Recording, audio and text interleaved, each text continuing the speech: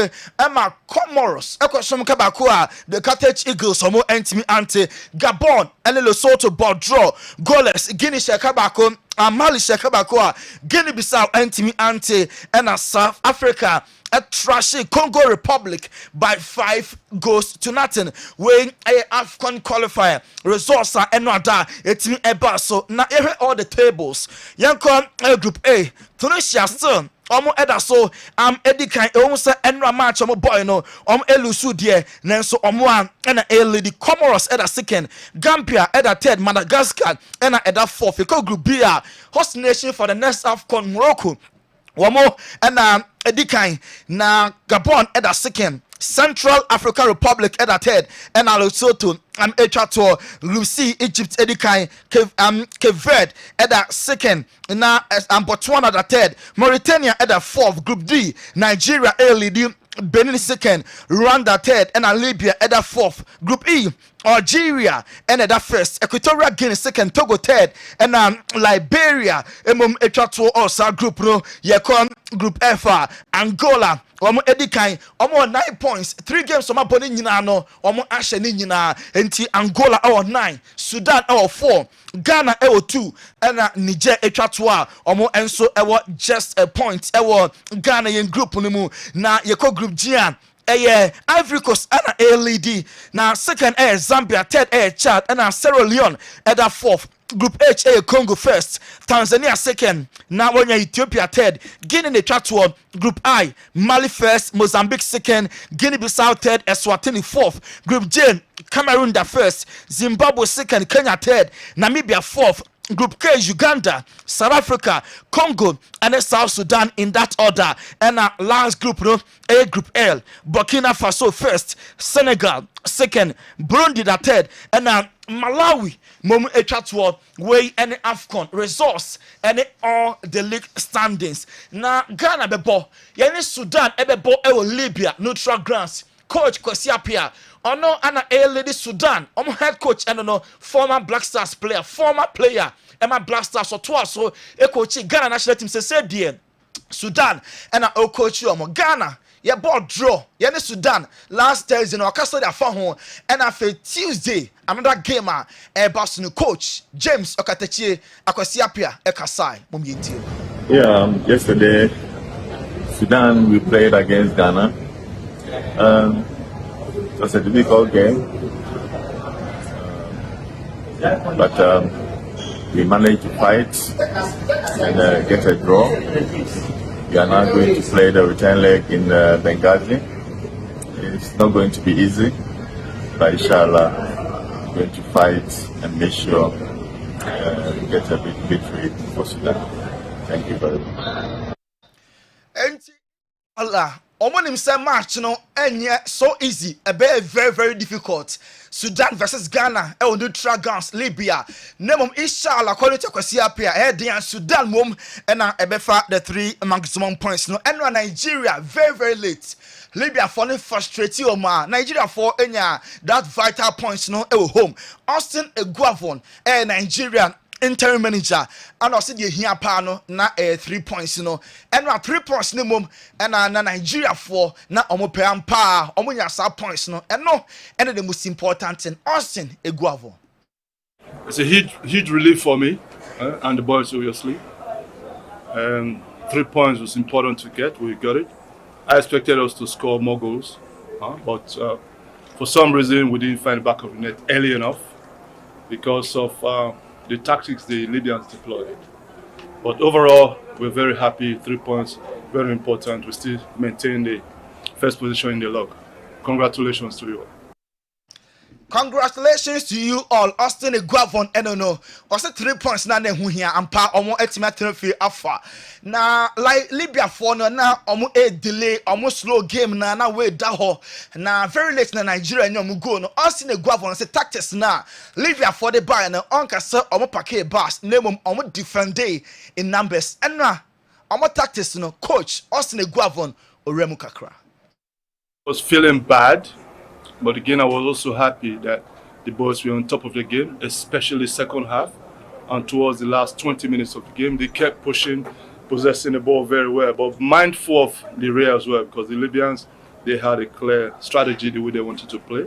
So try to get the ball and then go forward as quickly as possible. Both emotions were high.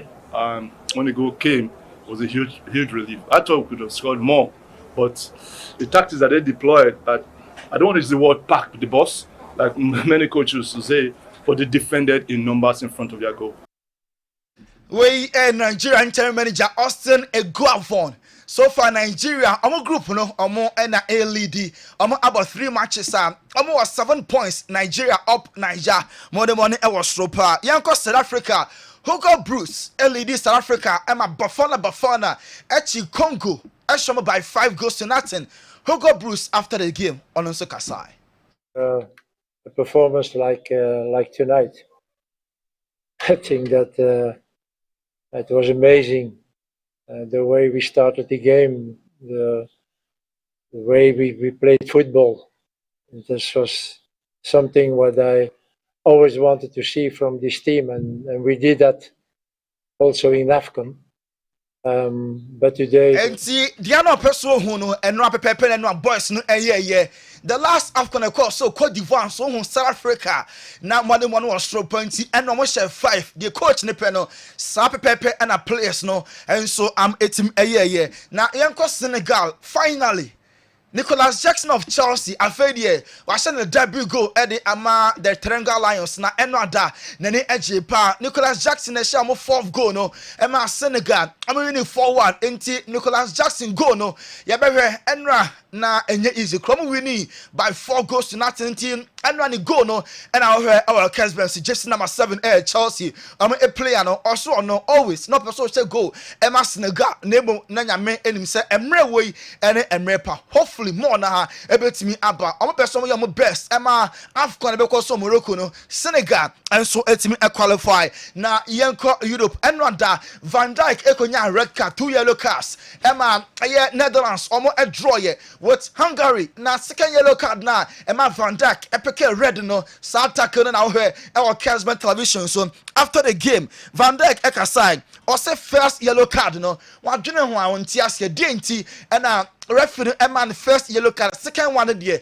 akwa for tackle and onya opponent no onya ball no and the standard them first yellow card no there wadwene ho on tiase red card wey extra said Netherlands next game a big one wo ene the demon shaft omo ebebo na omo any German be shia Van Dijk red card into ultimate empo ama coach Ronald Koeman onye happy cry also Van Dijk enwa there wanye clever obia our first yellow na wako for this tackle ball no na enye hu bia na osenka ujano emane the ball e konti enra na coach Ronald Koeman onye happy with Captain Van Dijk decision no take here and I'm so emane pick the second yellow card that a free gamer Hungary and Netherlands a ball draw 1-1 yanko the 3 Lions England aswe ye na sase Lucas no interim manager omo gidi pass over the money to no so a emfa Gareth Southgate ekwa na ni ya na oso mo obi a obetimi ahwe akire etna Lucas le eba ye coach no wa kire se onye obi a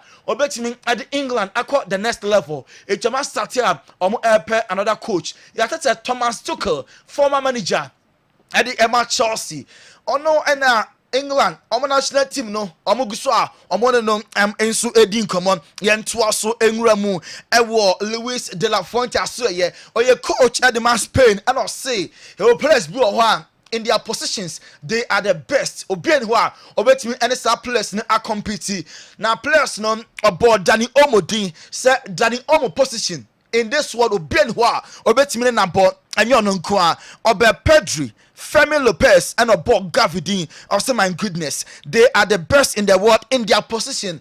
Only coach, I adwene, and answer only coach, and Yadwene, and Alvaro Morata, Spain national team captain. I say, and yet by coincidence, and Spain, European champions, or Olympic champions, and Euro under 21 champions.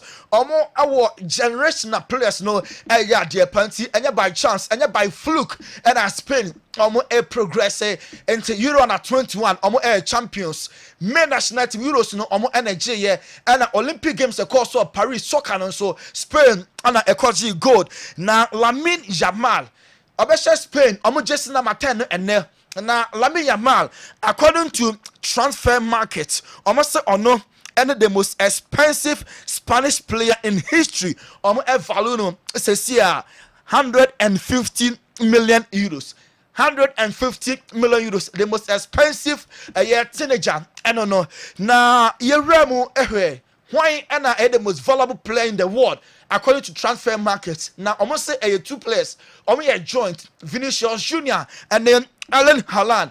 According to transfer markets, value 200 million euros. Way and the most expensive players according to transfer markets currently said our Kessben so Mbappe so free PS by Madrid value at 200 and then Leo at that fourth and so anymore. Now yebisa Jamal Musiala Germany nino sa yama two players. Why na ya de pa de ya de no abonidin between Vinicius and Phil Foden why na ya de according to Jamal Musiala so one the until straight away Vini Junior oya de p Phil Foden and yebisa Edwin van der Sar former Man United and Netherlands number 1 say 2 goalkeepers so why na ya de double here and Onana why pa and go no onimiche also ono so ebeko for Andre Onana according to Van der Sar and no also Onana so there David here on the adwene and also no enya adwene betimi do message aba am say Joe enya bedwafo enso ama aye ho adwuma Bruno Fernandes Portugal aso prepare for any Poland game now boss enra ekosia media no and I say about 15 matches on say goals no or like says here name and checker or assure all Portugal fans or assure all my United fans say goals no e best started na a flow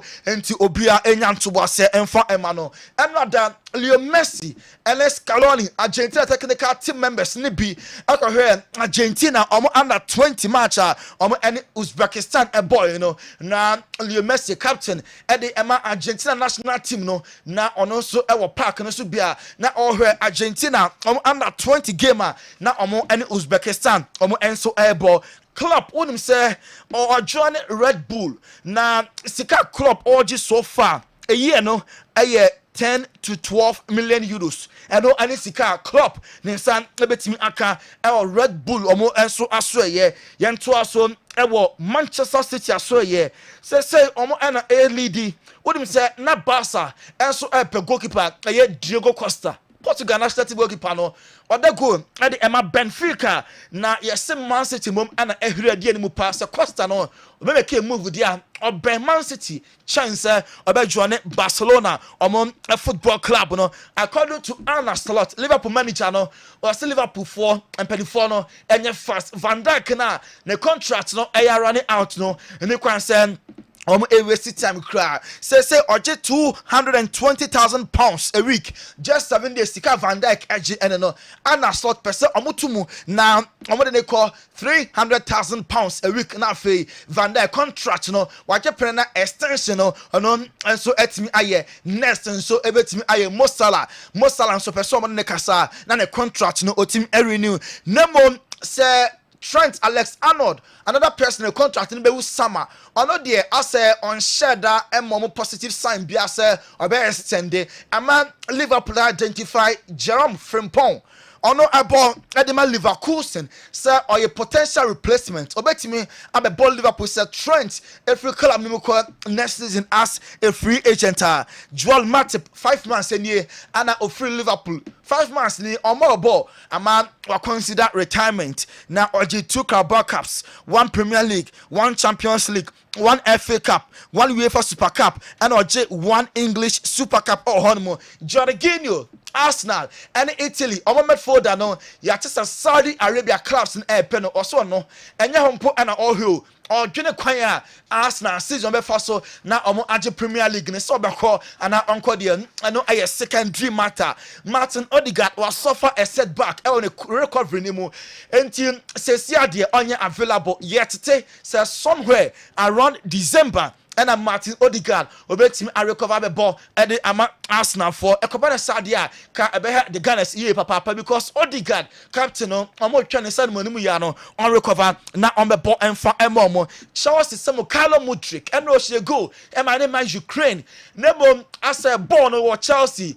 on sheda nya bi mo papa enu ti January ya o me be fan club ama Mukalo Mudrik na akọbọ actively na next year waba bobiem e di amateur Chelsea o mo football club no me be kan say 3 clubs airpen Antoine Semenyo Black Stars yen plan of Bournemouth no na so far me bo Liverpool din and me bo Southampton omo edin Newcastle so me bo mo din na as it stands now Bournemouth any club omo ekita power no omo striker I don't know na Newcastle mum ana a leading race ni say Semenyo be ko baabi as it stands now there Newcastle for no ahwi edi ani mu pa Benny McCarthy say United fan tobo na Marcus Rashford goes no emba name Rashford every single minute of Ferno na on the din komo when say Benny McCarthy na oye former strikers coach at United under him no na goals ni flow pa na say goals ni article Benny McCarthy say still another so and Rashford ekasa on phone to goals ni enche and so ebeba Darren Bent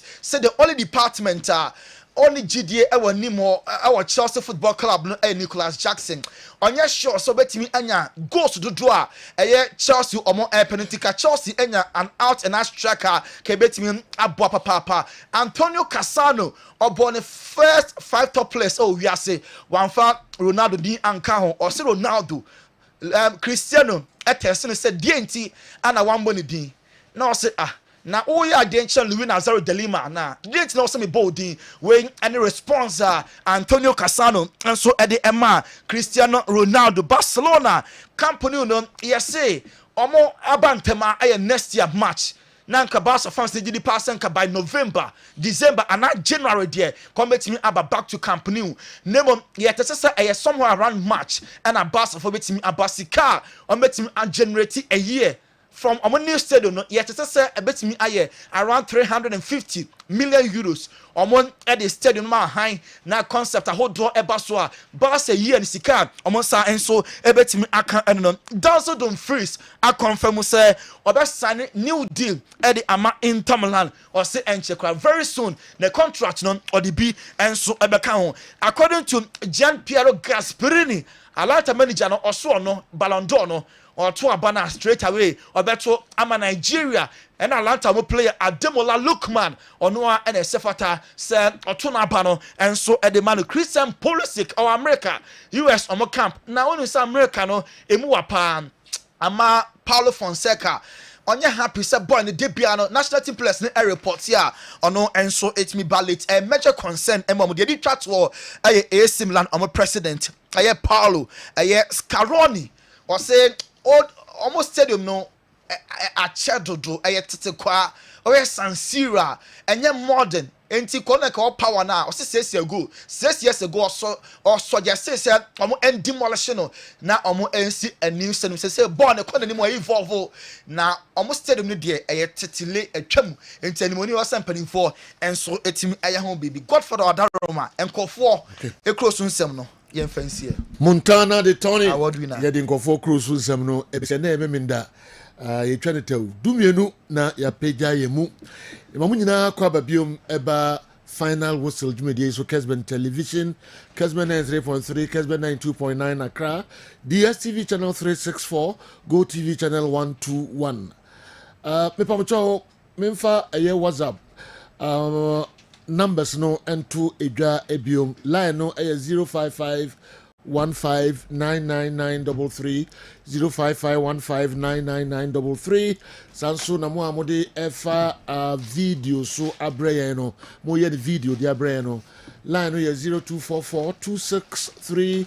902 0244 263 902 which me enso de abreye Ejafo betrasi na fe ya hwe stories no enso emu kakra weekend the activities no eno na mze bobo ni nyina no na yede ebremo efri dwara bepem enememenda no so no ukuda me wo mu no na yeyi na enso jatwe ho enkomo mo fa messages no mra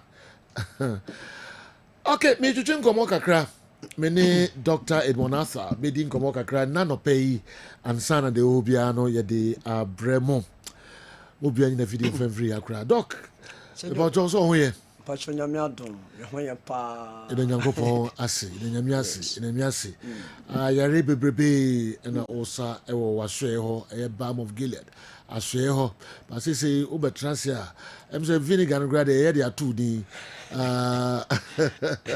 Dr. Edmond Bog Biogen doctor. Doctor. All right. Edi juma papa nwaso wo memu ene nemre. Ana pe die na matifo ni ahwefo udi bro. Pacho me da se bebe for akonya kesi a na me de afa wo sonso e de ama me wone production ni management ni nyina.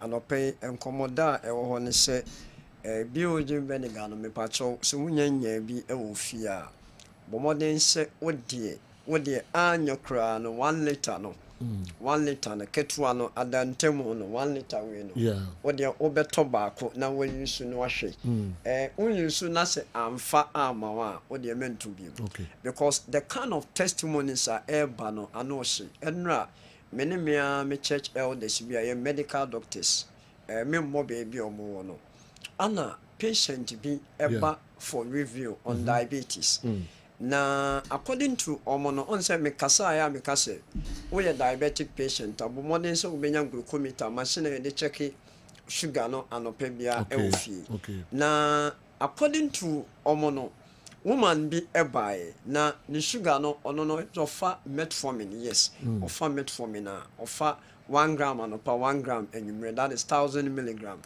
ni sugar enye below 10 da.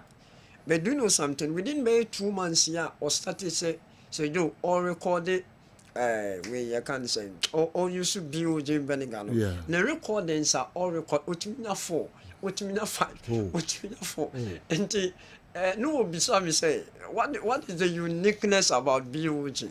I would see me as me see a drew, but your food product. So what makes it that working for or more?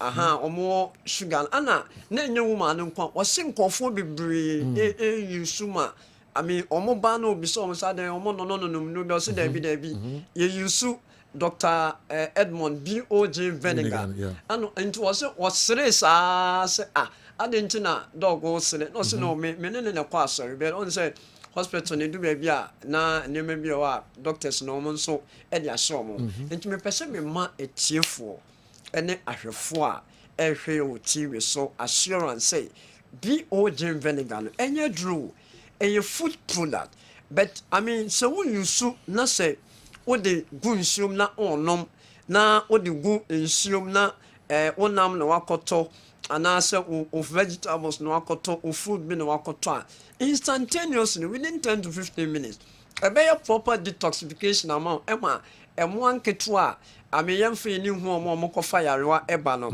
eyi omo afiri ho na aside that no esan bo enti unim mepama chow maamo esichire yare ne sei na mepese mu yusu no waduane bia wo be no bia eye starch eye carbohydrate sei ye koko sei ye oat sei ye bodiam pesie sei ye benku emu tuo esi dano so na enhu ye no mu vinegar ni tini be miensa na enum depending on the aduane no dodo no egum aduane ne mben no starch na ekoda ne esichiri no wadi kan kra te so abonten ansa na aduane no wadi ana what sunsu wi a ye fra bebe portion size control bomodern say emu na obedi pa ne maximum obedi kwanta mienu be mono crampo no preferably nka me pese mo be no akwankwan mo na brown rice na se asante mo no o pese wo no polish rice ya foreign ones na de ba bomodern say ofa eno no 30% na nko wafa wheat ya wa ma wheat ni mo ma doso na wano be no so etija no so no wa ye ne sa na wonsio bia wonum bia no me pacho fagum na ma wa no pa aduane ne wa wi aduane ne mo munya anuane a emu odu acha no num ne wadidi awie edu anwumre 7-8 akwa sorry aba e comedy wa no mo nkwan da sejo wotimi ye se pa etiefo na hwefo a mo tie me ka no kwepa kire mo se moko review e de mo ko kire doctors ne will be so proud and so happy I saw what kire akorade sejo na wakwa ye exams no wenya distinction eba sa wo teacher ni no one sua de ni bio be what chire na de enti you become so proud patient etimi ba review omodo omo ho be chire me no me hu say omo ne ma bebe bafo a sometimes eduro bi mpo a o say o chiro ma no eto no o say oh me pa cho fa because abeye enmonyam say wa ya de ma ato akoma so eba sa nipa na so timidi adanse pa emo bi nso timi ye den eba enti ebe sremo BOG vinegar ne die e wo tso efie bi nya bi akora wanya 7 months eko a onom no fo ubu ni tino e fa pe e ye 5 ml a bottle water say no na wo di egum 500 ml na se ne water bottle no onom maami a wanya 7 months e wo ni nyinsen mu no obetuma for 5 ml na o maami nso a o ma no for 7 months obetuma for 5 months or ulcer me patroti mi pa so peptic ulcer na o peso yisu BOG na obetuma for 5 ml per wedding day wie no na science no onom enu ntie be stress apart from sankofo enko wi mu no obia tumi yisu BOG ni bi enya for ayarefo eye for general well-being into all no na wo sugar level stabilize or cholesterol or can say or blood pressure obi se odware we bia na ne ho keka no but or started say o use no woman be free UK e buy vinegar ntina o buy so yo according to one when nya kotreko for years enko specialist be no hu no but when him oye no say no mama tried say yo within 3 days anu no enti sa woman ne de o say your documentary your person ye for TV radio documentary why ready say obeyamaye obeyamaye aketu a wanya 2 years as jo o ma ya onantida o ma ye de also mo yibia unim ma me ne started so the BOG vinegar no egun sioma mano no say jo wanante enti ya gather those information in now for documentary bia ye ba beye enu nti me shamo say BOG vinegar no one efie bia nti ne say abusua ne de motor gallon na ne de 500 ml na ketwa no asan aka ho de amamo eye promo still like 300 ketwa no ye 40 cedis that is 500 ml no ana 1 liter no so ye 75 into ofreyen esi ye numbers ne so a baby bia wo Ghana he bia no ye betimi am awonsa akami mame mobile number no 0539 86 38 0539 86 38 and I say 0240 51 21 71 0240 51 21 71 God some of friend numbers here baby mo Ghana he bia me pacho ye be ma mo nsa kan me because ebi wo baby sisi ebi wo baby bebre mo frɛ ya ye be ma mo nsa aka me so je kono ye promo bi from October to December ye pese nyame adom ye timi wie afini enti se when you 16 years plus when you're 16 years plus, who is sitting here, who no people, who diabetes are, who do mamma no, and now papa no, and I want another hospital, I have a discount. Yeah, man, a discount. Balm of Gilead, yan facilities in Kumasi, Takrade, and Accra.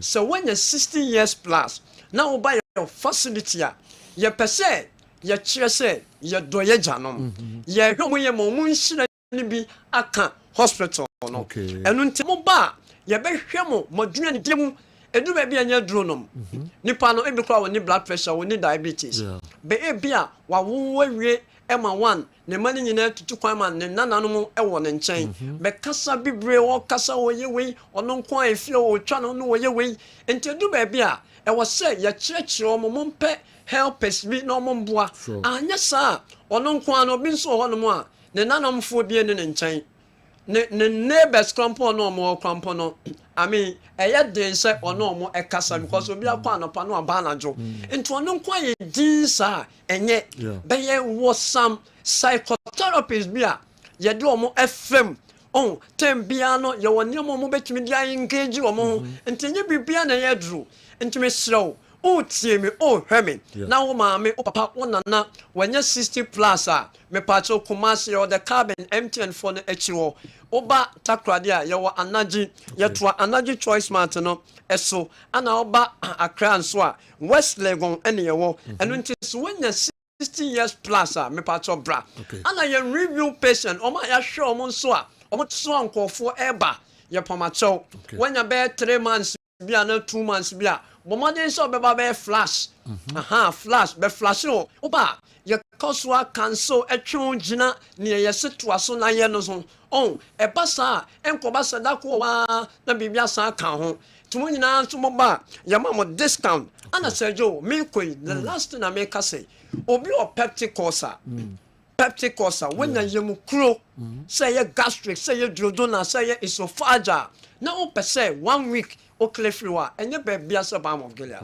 me wo hospital kese pa wo kumase ya me wo doctors in painful ne pharmacist and respectfully no omo mankofo ba me wo enu ntime sure say o osa na o pese utu ase pa me wo lecturers bi o me wo takrade poly technical university campaign omo yamaye pa when it comes to osa because one who gastroenterologist one who no but still and you say be a papa no hu no or nimnyo yo be osa yemfa drum kwantwase yemfa drum kwantwase o buy ho a ye betwe ye kwedi say yo me pa cho still akonya ho ma lab for we lab scientist we sonographer we physician assistant and a motor riders from Benya say yo money licenses only licenses are made up yes only licenses are yes so sonographer lab scientist P motor rider commercial na yeka e pacho Monfred 0240 51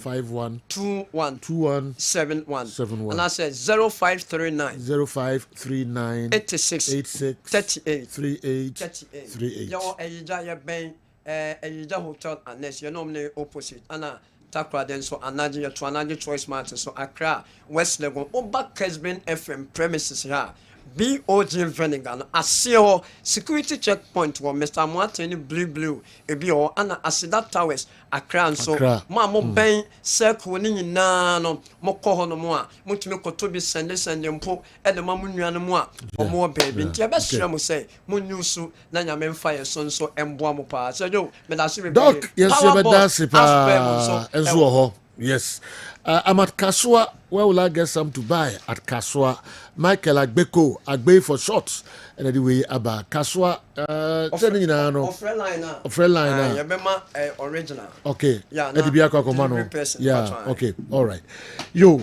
Doc, but that's it. And then pay. Mon come na numbers na. Doctor di two dano. Mon frère na. I say ya Kessben premises ya. Okwa security post to. Ubenya bi enso ato. All right. Yabeto aso de mama mo the messages bebre enso aba sanso ana Tony Montana all the foreign news bebre enso aba yebe yim krankra na fi ya cheche adwen enso kakrankra e de afa ho. All right. Me share the din kan aba me okay. Andy say yeah. Okay. Me ba chinye ni dida mo ye no office wo de ni say ano ehie pa. Na me person ke ho na de na nke twa na live. Na man for enjoy mo say na mo ye 3 minutes me. On say you know I have like different opinions. Yeah. On say talking about the blasters. The say am near wale South Africa same. Who says you know Africa you a model. Yeah. But I am best stick to your model, you present chinchina, you go for obedient. Yeah. Now, and I know I'm here Brazil in Chile. And I said, I'm kind of say Chile for national team. The model is there. I also am confirm model, and yes, or be back at home. Yeah. Just like Africa. You know, European countries, you know, some national team you go, resort to 110, under 19, under 21, straight they come back. And this Spain are back. Straight away, Africa. Say, o national team kofe moi. One person make us say good. Now person make us say o national team a kofe moi. They all resort to under 20 or your local football. Yeah. Under 20, that I say, Odu or Mobile national team in tem. Into Senegal for who's on moment for the year Mredan or Modi under 20 champion player. Ebabishi. Okay. Kamara Bishi.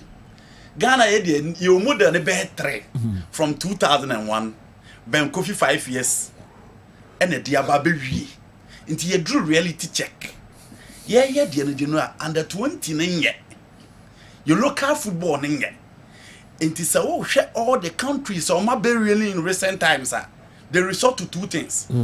Zambia team no be follow under 20 baby to how they came up. But in 2007 Canada. Awala down for George Lamboni George Lambamina Papa no kasa kotokwa Emre.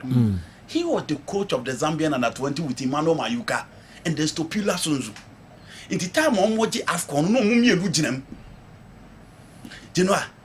Ghana, the Anisama Bobo Bibrebe. It is either you resort to under 20 or your local football. Into South Africa for no. And no more Congo for 5 local players. Yes. Egypt for no were dominant for 3 years. So far as the Afcon year concerned, local football. Nigeria with all the galaxy of stars at a point a resort to local players, no, they come in national team, and they are one of the masters when it comes to the under 20 tournament. It's January, the new two. Ghana, others here, they under 24, no, a basso. No more be changing the face of the national team. And now say the local players, no, you better build your local football, you quality materials to represent the nation like the previous years. Now you copy South Africa, Tunisia, and then Egypt. Near dominant in Africa. But you know, the unfortunate story is that local players, you league in ye inti, obi any GD almost young player, right? To who's almost what ice chairs are managing. And then, can we mention 3 players from the under 20? That would be good enough to play for the Blasters, no? Ebino. In Chile, for the now, Marcelo Bielsa Bayern or picking 2007 team of Mauricio Isla, Gary Medel, Arturo Vidal, and Ofa, Charles Aranguiz, Eduardo Vargas, and Odomo Camp, because they played in the semi-final in 2007, and Argentina show Monterrey. Straight away, they played in the round of 16 in the 2010 World Cup. In 2015-2016, they won consecutive Copa America, and no matter what are they waiting? They should go back. So if you go for now, Obian him say Cavani, Luis Suarez, or Mummy Lubo 2007 under 20 World Cup. Nipa be bring him, but the ho and a Washington Oscar Tabares be picking omu free, and or the J, the Copa America in 2011, played in the semi-final of the World Cup in 2010. It's Genoa Ghana. What are we waiting for? But the air channel, you will local players now, and they meet me at United in say, you more local players, you never quack blaster. You be dependent on emotions and sentiment to talk about local football. But who are the guys? You beat me aka. Who are the under 20 guys? Say na answer ya jibi. But who are the guys you beat me aka say? Kurusu ntimi money ye. Anton so many ntimi money ye. Inaki ntimi money ye nti emfanko.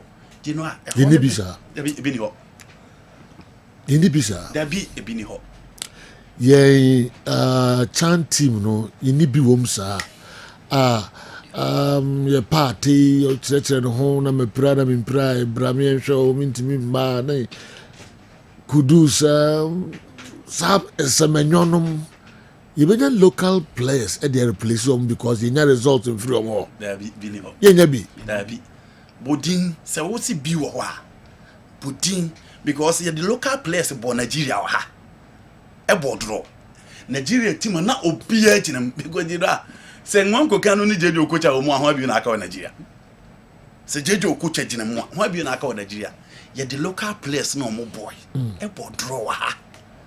Nti na ye mfa ne se ye Nigeria fo obo, ye ne Lukman, Osimhen, Boniface mo bonne. Ye bitimi nya 11 players from the local league no mabo. E ho na ye ba bi do jina. The other time I was selecting best 11.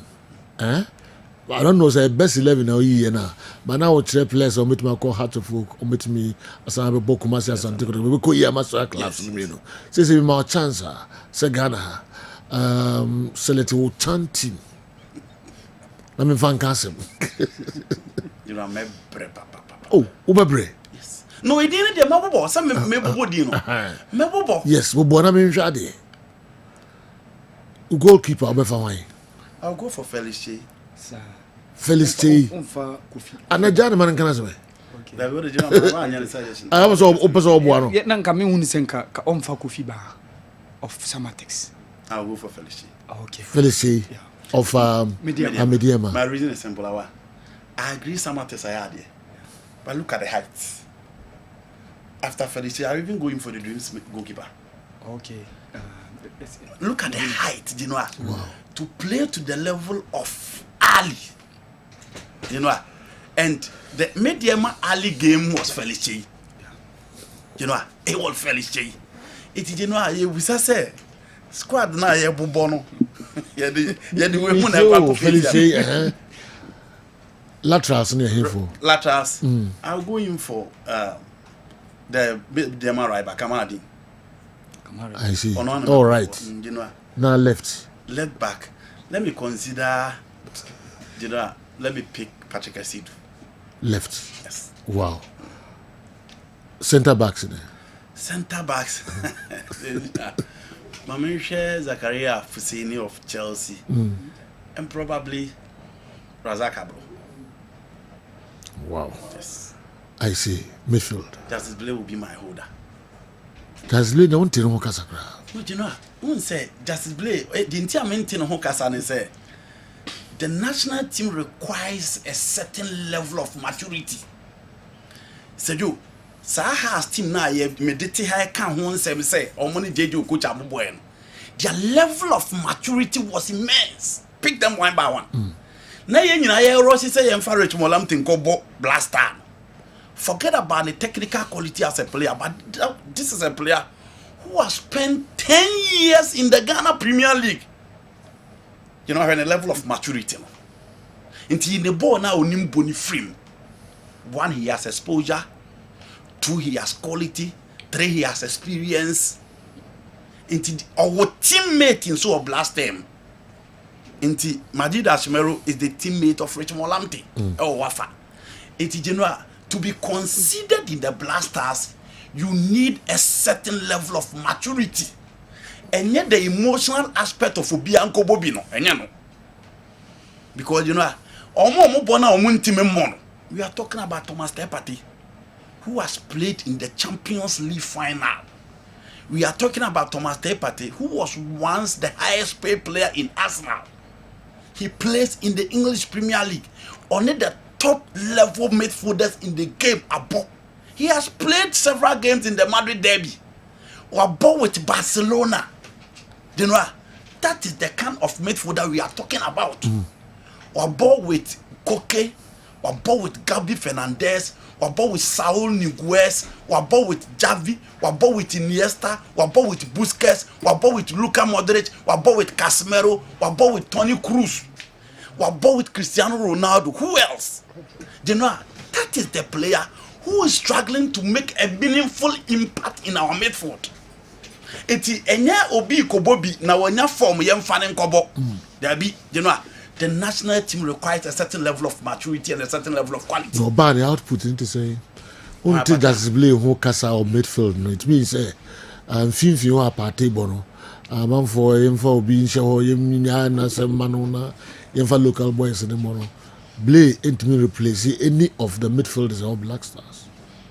Elisha who says now Bomber Blaster. Blay can play. Oh, sir. Yes. Obi onya chance Justice Blay ni James Akamen Konwo. The last champ tournament Yakobo finals will testify to that. Coach Masu was team. Those were the two players. It was difficult to sell bet drop back. Because that time Omumi no na Nigerian so Ghana. As gold base for of Latif and Abila, Apia Makati, and then James Akamen. But you just said say your local boys didn't me and replace foreigners. You know, one out you of just the said lot. that. And I said one out of the lot. Say Justice Blay them kind of consistently. But you know, we Justice Blay free one. Why? because Amankonamu are the king in our league. Yeka Hamza Isamu. The previous league now born. These were the masters within the league. Okay. Hamza Isa for House of Folk. Abankwana for Brekum Chelsea. Wa under 20 to Kwanya Babe Bokotoko.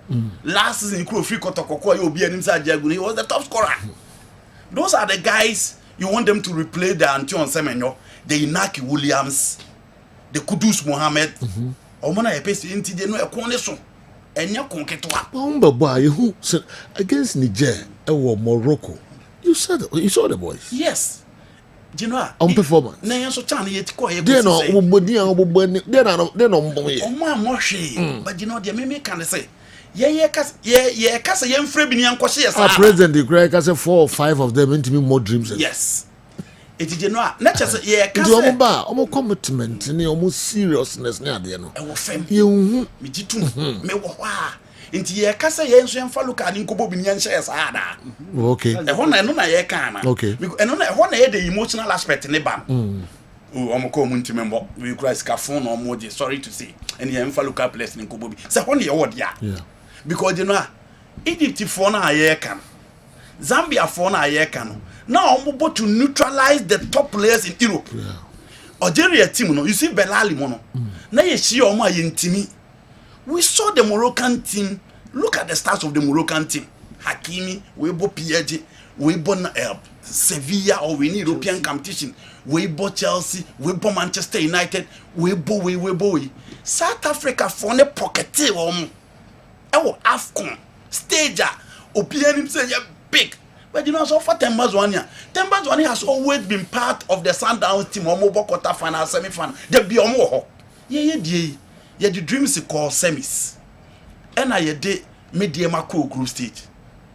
Yeah, Musa, who said the following season 2 teams no mutimi ko biana. There be. Yeah, some matters in a cold to at remind. Almost quite no maba. It is in Kenya medium.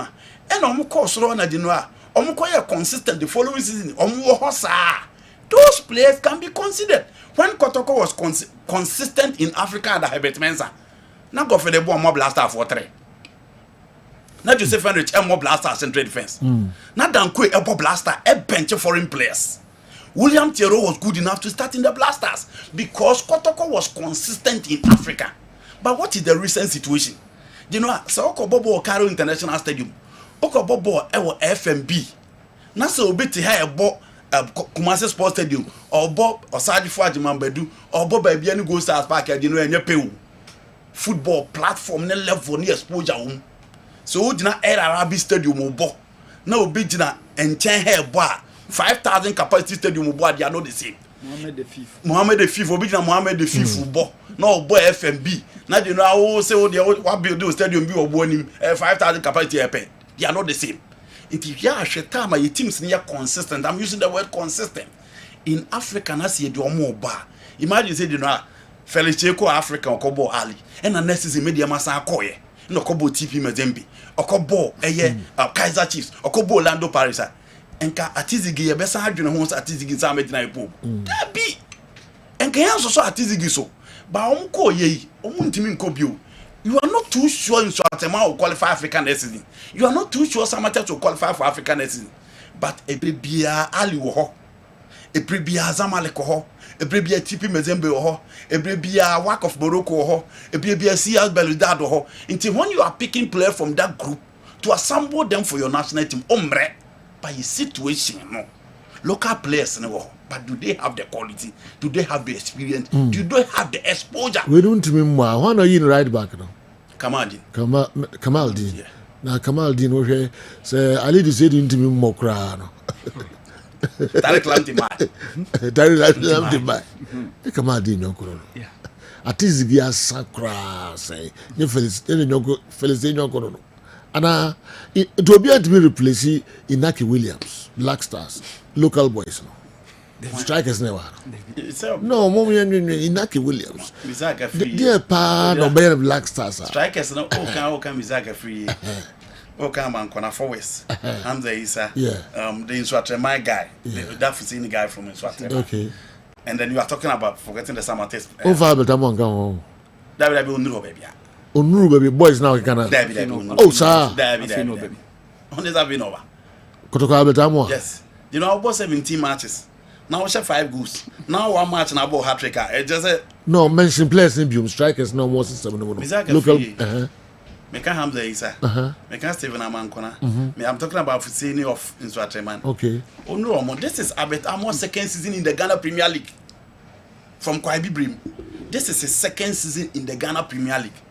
I'm talking about players are consistently on my figures. Almost show experience in the Ghana Premier League.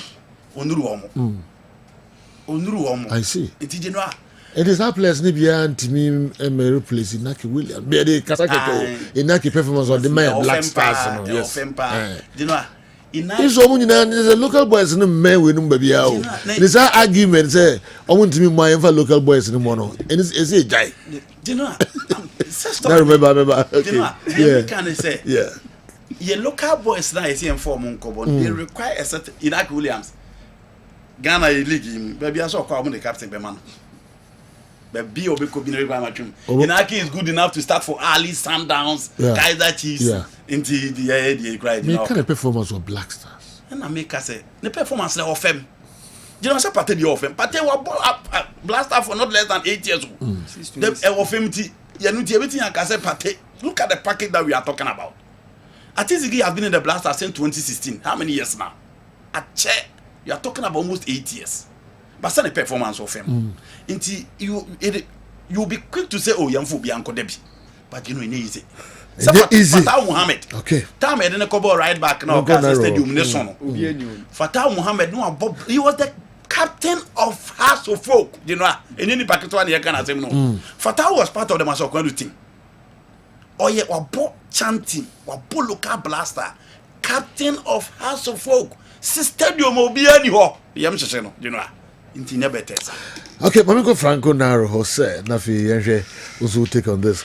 Can we say we've caught up with the reality check? So we should lower our expectations for the Black Stars as far as the Black Stars is concerned. Okay, if yes, we are the solutions to bring the Black Stars back to its glory days. Nana say ventures Dunkon often. About 98% of our current Black Stars players are not conversant with the Ghana style of play. The over-reliance on foreign players is too much. Under 17 and 20 is virtually dead.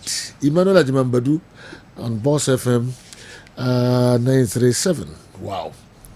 Naro. You know, yeah. I was beside the DMs and my position on the local players, you know, and society. Na me da switch na o say omo convincing me say omo betumi aye bibi e Black Stars nti say a solution to your bad performance me ni say ene say e be hwe local players so omo ko replace your omo no is the solution. Yeah, you know pa ye mon content ko yechi na ye mi say ho say when was the last time a player over Ghana League a make impact in our senior national team? Yeah. Even when our local league was far better than it is now. When was the last time? Okay. Even if you take it to 2006 Nations Cup, African Cup of Nations in Egypt. Yes, means be a honey share that day a good number. In recent times, you talk about Habib Mohammed then playing for King Faisal as a left back. You talk about Jojo. Habib World Cup. Yeah, World Cup, but no, Habib was also in AFCON. Okay. He was there, but Wamubi. Then you talk about Jojo, then playing for Asante Kotoko, and Dankwe, Aziz Ansah, and then there was a boy in Liberty Professionals, Abdul Razak. I think he was a midfielder. About 5 of them. What was their impact? What they back down to 2008 African Cup of Nations in Ghana. Kudja Samoa, then a young boy playing for Liberty Professionals. Or more a single game. Last minute as Stephen Appiah Prime who's on to Mima and he didn't buy a man at 10 JZ. And I think there were some 2 other local boys who could not play. Enti Ubebisa who say Angola Liadi was key. Liadi was there. Then time playing for Brecum Chelsea. Yeah. You ask yourself, say, over the years, at Daintina, your sister FA presidents, your sister national team coaches, none of them see the local guys as being better than those playing outside. Eye boapaye, eye time bi no mota omo another. Now on few occasions I am a be chance no. What did they show? Minister Bakunite show. That was the time, and now some of us feel that a local boy was going to make an impact. Na mean who Ghana gamer and Crawford game because of a local boy. Ghana versus Mexico in Craven Cottage, Fulham. I'm saying this because I was there. Pre-match conversations around the stadium or Craven Cottage. And Komoni that sensational boy from Asante Kotokwa, your friend Black Stars. But Queen starting and then Crawford agitated in the stands. Fast forward, the young man was introduced into the game and he was running like a headless chicken. Who the Abdul Fatau? Fatau, that time my friend of Black Stars FMB Stadium no. Now or your campaign on House of Captain. Or both your league now. General, your boys be brown do muko and the mudo for her special. Uko show him featuring Abekasa Maradona. Fanabejina Babayara. Into football, having the talent, being able to play, no, one thing. But being able to deliver at the highest stage when the tension is very high, stakes near very high, no, is another thing. Now, no question, so they say, Yene wo krom ha nyinada, obi a pekoye to kwaya kwa amonone.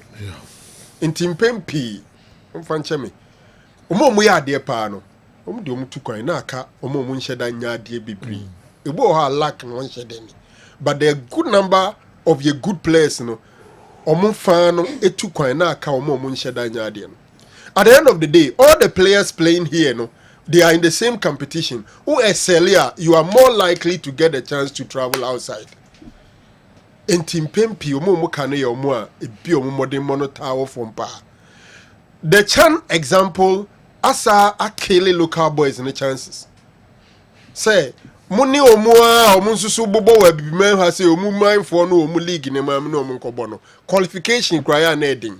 Ebreba omo nya chance ko ba ko no. Am kototo papa so. So for me, I'm not saying say you one or two exceptional boys in the local league am I more chance. Yeah. We should give them chance. Me makame, my dear, me feel say if you should have a policy. Men say me na say, as say you be from local league in my Black Stars anymore. It sounds say in recent time, almost every local player a friend or no the gather experience. Enti name one konkobo making impact no. What did the one yini koko jinem now or gather experience na and fan for so be embrace. So I think that when we are calling a local boy to the Black Stars, it should be an under 20 player. Go gather experience. Yemfa Black Stars brand and if you found unim your local system no unya kwan to kwan na ko mature na ba and a brand na Ghana jiran and also you rating and 14 in the world no. That was the direction because Michael Essien and Samojan Sulemuntari, these are guys omabo coast football Ghana abebo in league in Kakrebi and early age they traveled outside. That is what Senegal are Senegal it as a country we should have a policy. But then when they make a general football near me the playing body and the technical team and the cabo may win. So we playing body na den say ubetima system national team and tisa club footballer ubetima ko baby akwa to obi de na ba be shi team ni mu. Who a set of players on na playing body. But national team no bench ni there utumi ko fa Bruni or space crowd ni ba. So I think that baby I see a strengthening pan a technical team. No. Okay.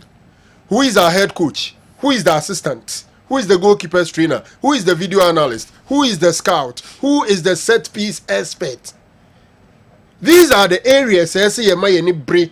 Na ye relationship ne matrama kwa nsem film near pe accomplish ya more technical team papa an expensive very good technical team and peja yenko jina baby.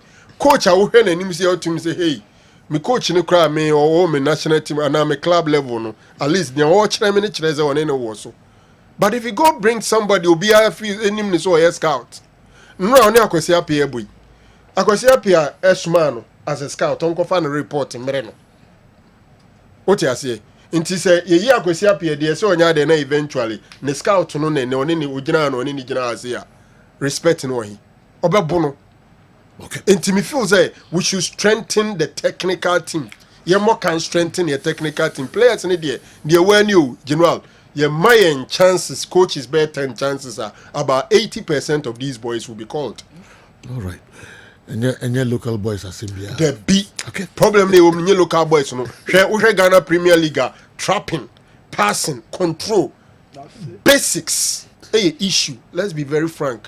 Let's not get emotional. Yes, back we do it. But no DM. No nya boni dia. No wa hwe mo board Black Stars. No bisa ho say. Oni no de toto ho ete saying. Elisha Usumu ni we ma ye come asem no. Omura any GPL team mbebo captain Zamband. When baby obewura captain Zamband. When or the sense Samuelin kuma wie if we say we are set football we ni ade no. Oba be bench has for captain. Nanu ya Ajima Bedunya Ebufu ni nsema Nanko Olympics. In a game against Kotoko, he was about the best player in the midfield. Emmanuel Ajima Bedua obiye ni we bibia kwa. So the mutari beje. You see awako. Akwa ni nam Congo afe Congo mu de ne yehwenye yi we yenim so oba afe de awako na aba be Chan captain. Makao haso mo munimbo no mtu kwa koba no mba no mnyom forma o say nimbo Augustine o kra koba sa oba no asa betwetwom no asa ase omo John Entry of dreams. Look at John Entry. Yes. O bien me so we. Yes. Enti general solution na da braka. No disrespect to the local boys. Okay. Solution na ye pe no enye omo. That is not where we should look up to for the solution. Solution from Momo end, it should be a long-term planning that will make our league rich. A long-term planning that will make our league competitive. Not that the league ni peje do that level now. I fade the near. Okay. But see the hono de yama wa yemre. Blair was given same opportunity at Black Stars and the CK Akono. And what was his impact? He featured in Maswakunadu's Chan team, and what was his impact? Spain Boga, but I'm sure Andy Kem couldn't watch Elisha Owusu in a game on Thursday, and he wouldn't compare Blade to him. All right, Spain Boga, blame me and ne Blade or me Elisha Owusu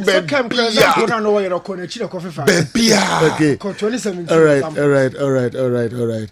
And not justice blame for enough. And not justice blame. Or may Elisha Usumu or Finfi or Bia or to blame a man a chance of Black Stars, a man a chance for Chan team, Goziaga. It's my boys now more. Na said the Franco Narocano. Technical team no yes, strengthen. Yes. Na Yenre. Okay, why did they give the number 10 jersey to Didayu, who has not retired, to Mohamed Kudus, or they want to retire him by force? Okay, we are sometimes funny, and we are the ones who always bring issues between players. Okay, and if Sunyai Zongo Sunadi and if you the other bracket, national team, the T3 qualifiers, just bien where you be there. When Kojo Asamoah was given number 10 JC, Stephen Appiah had not retired. Okay. Your free players in no bar. JC is not available no. Near Chama. Okay. The person who didn't come work at Koba, Nafi Atwaso de Mamu. Newton, Neba. Sir Franco in seven. Come more stamp for come the basis to see. Then some no kasa. Okay. More stamp cram ha. A authoritative stamp. Now maybe the your opinionated stamp. Come this is Sir Franco the say ko. You change technical team no. No saka sem bibia na o kan intem so a. O say national team football no yen konko top player amfane ma. And it's a player who wasting time one brand ni na who wasting no back across so hunu a obe focus on the club football no agene sika papa. It is a yakopon ye wadom na obenya a squad be certain era be no mu pie said ye de pie ya pe coach papa na fa omo hye nsa na me busa say South Africa squad pa Hugo Bruce e de ba na anu yi no for mu gina ho kontonkro na fa de gina ho kontonkro why na what quality. Okay, but enna ya na ye kanu and the coach. Look, Sudan, no worst game no ball has no. What follow Sudan, you know. That is their worst game. Many coach Eddie in common ra. That is their worst game. Mama, your game no. I said yet they took a draw.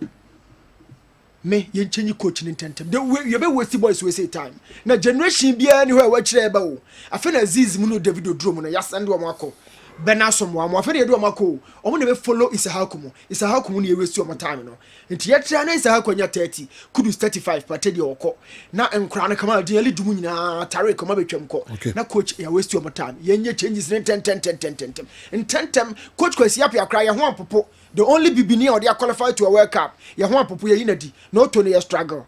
We should be confident as a nation. Egypt there. Performance in your crowd own return back. Egypt no. Cape Verde will place by Mozambique will place by. Your last AFCON no money share kwam. No ma sign group stage 1 ya sabe fi. Ye waste boys we say time. Na local boys na die. Me nkrofo no mo. Da bia me do mo nkomo. Sir Franco say your talent and your what you betumi the talent na yes to adwuma. And your friend platform no. And then your friend a platform no. Those few players I am on the chance no. Platform no bar. Do they deliver? To me dear, Sir Franco is no my stamping in our so. All right. And the local league. Local league do matches ni be the brutal weekend way. Wow. Media mabichem. A match. Okay. Africa for me no DC ani. Okay. Since you are trade mathematics. Okay. O me no be ba soro ha. E jina match way so. I see. Nations e host be very go stars. E wa brankese. All right. Brekum Chelsea and Accra Lions matches no anward ne serious. We can record to na akoka mu obeba na akoya outstanding game ni afro soro haja no. Yeah. The number of messages ni calls aminya the FSR 2 players no. Yenkomra enokre se ye hwe mo yehu omo. Ewo Kumasi Asante Kotoko camp Sudan for no Emien Abdulrahman Hassan Balbagi, okay, and a smart, no, Abdulrahman, Abdul Karim, and a smart Hassan Balbagi today. Didn't be a couple, but the Indians Abdulrahman and a very smart, Omino Agane. A cool Mukrum Sudan. Omogane. A cool Mukrum. So no Mukrum, I come to be here. So my name free Sudan. Free Sudan Baba Ghana. Na bobo mbolo. The na wakaza kumo Sudan did Johnny. But it's serious. Very serious. Na edimgu asempa embarrassment kasepa na mo de abre omo ankasa ho ne club no Asante Kotoko and Ghana. It's serious. Na me de effect benya wo others so na have any subsequent campaigns. Yes, na make Ghana for as I could be more. And na make say effect benya wo others so no. Yes. And the hammer pa. Wa ko US wa dwane. Wo wan so ko Germany na eyi ato embassy wo na eyi ato say. Uko mo ne nkofo ko mo dwane. It affect you. Mo dwane. And na so ma sell bia chance. Yeah, kwa bani ababehwe. Ha dwen pa serious. Ha dwen. Flex e dey any tools and go mo no nyom bedwane no mo nyina se camp o manko. But we no do. Kotoko mai mo. Search na no baba. Kotoko mai. Dem betem so ma badia e na wetin aka dey general aka. Now here be nya sa time boys no call ne ho say on for passport no ma mo. No go se sika no. Di wa bibia o care to him say okoji omubukuro it go for nyom bedwane. Omanji buku no dabi so they want 3 months the party say and bian kazen go for because mo ko nyina na bibia betimasi do mu no ba say ba be so mu no so on arabe ngwa no mo kan do mu jina onim no mo plan oh serious you ever been serious but a very serious and more commercial Asante Kotoko bia so ma kon to bia kro metu. I'm telling you, America, Hong Kong, chances be a bum of Kotoko, is America, and other places. We bet many effect to us. But you need a player beyond your need.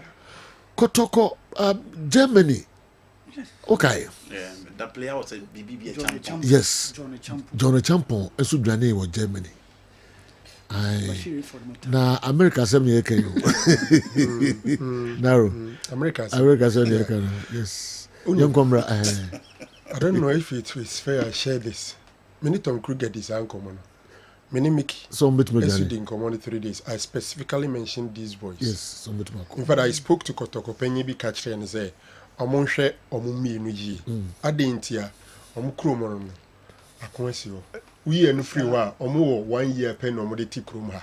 Into after 1 year na se chance so go back. Into potentially ombetumi do mo akawura. Wow. And yes, 3 days ago.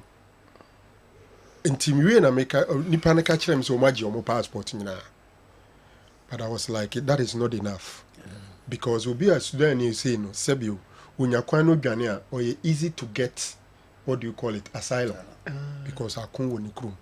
On your passport to get even the asylum. But at the end of the day, there's little I will be to me, so Nipa be teacher in saying. Sometimes I'll be saying, say, you do a big cranky be a minimum, so me in that one room. Can such people know when you are who they are, or pair or move with different groups. No serious. A series. And when I make one of the reasons American embassy no the generals refuse most of the players visas no. Almost say players ne fan no kotoko sign omo contract no less than 2 months 3 months. Into as a say institution kotoko any omo ntranche into omo nim omo ye. No matter who say they can guarantee for them. That was one of the reasons. And we say no fall in line. Say like only nipa sign in chair. And I'm making say some of the reasons they used to refuse some of them. If you are now women no more travel, on say travel experience. One of the things. Africa had so much to quite pa. You just say what to quite pa Africa. Yeah. Also more the more you man no more to quite. And I say almost Ali those Hilan Merrick. Almost there be more. Champions League. No more travel experience. Okay, 7 players from Ethiopian clubs, Ethiopian Cafe and St. George's. The 2 media officers from both clubs and 4 other officials also absconded last month following their match Shega derby in Washington, D.C., USA. And you know, but seriously, a hard dream. Oh, say General, yes, who would be an able and paying for a name Ghana for Ministry of Tourism near the Duma Kukru Monument. A potential a good number of them may not come.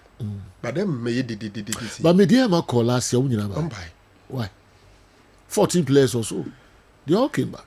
General, we say how many journalists now call America are retaining?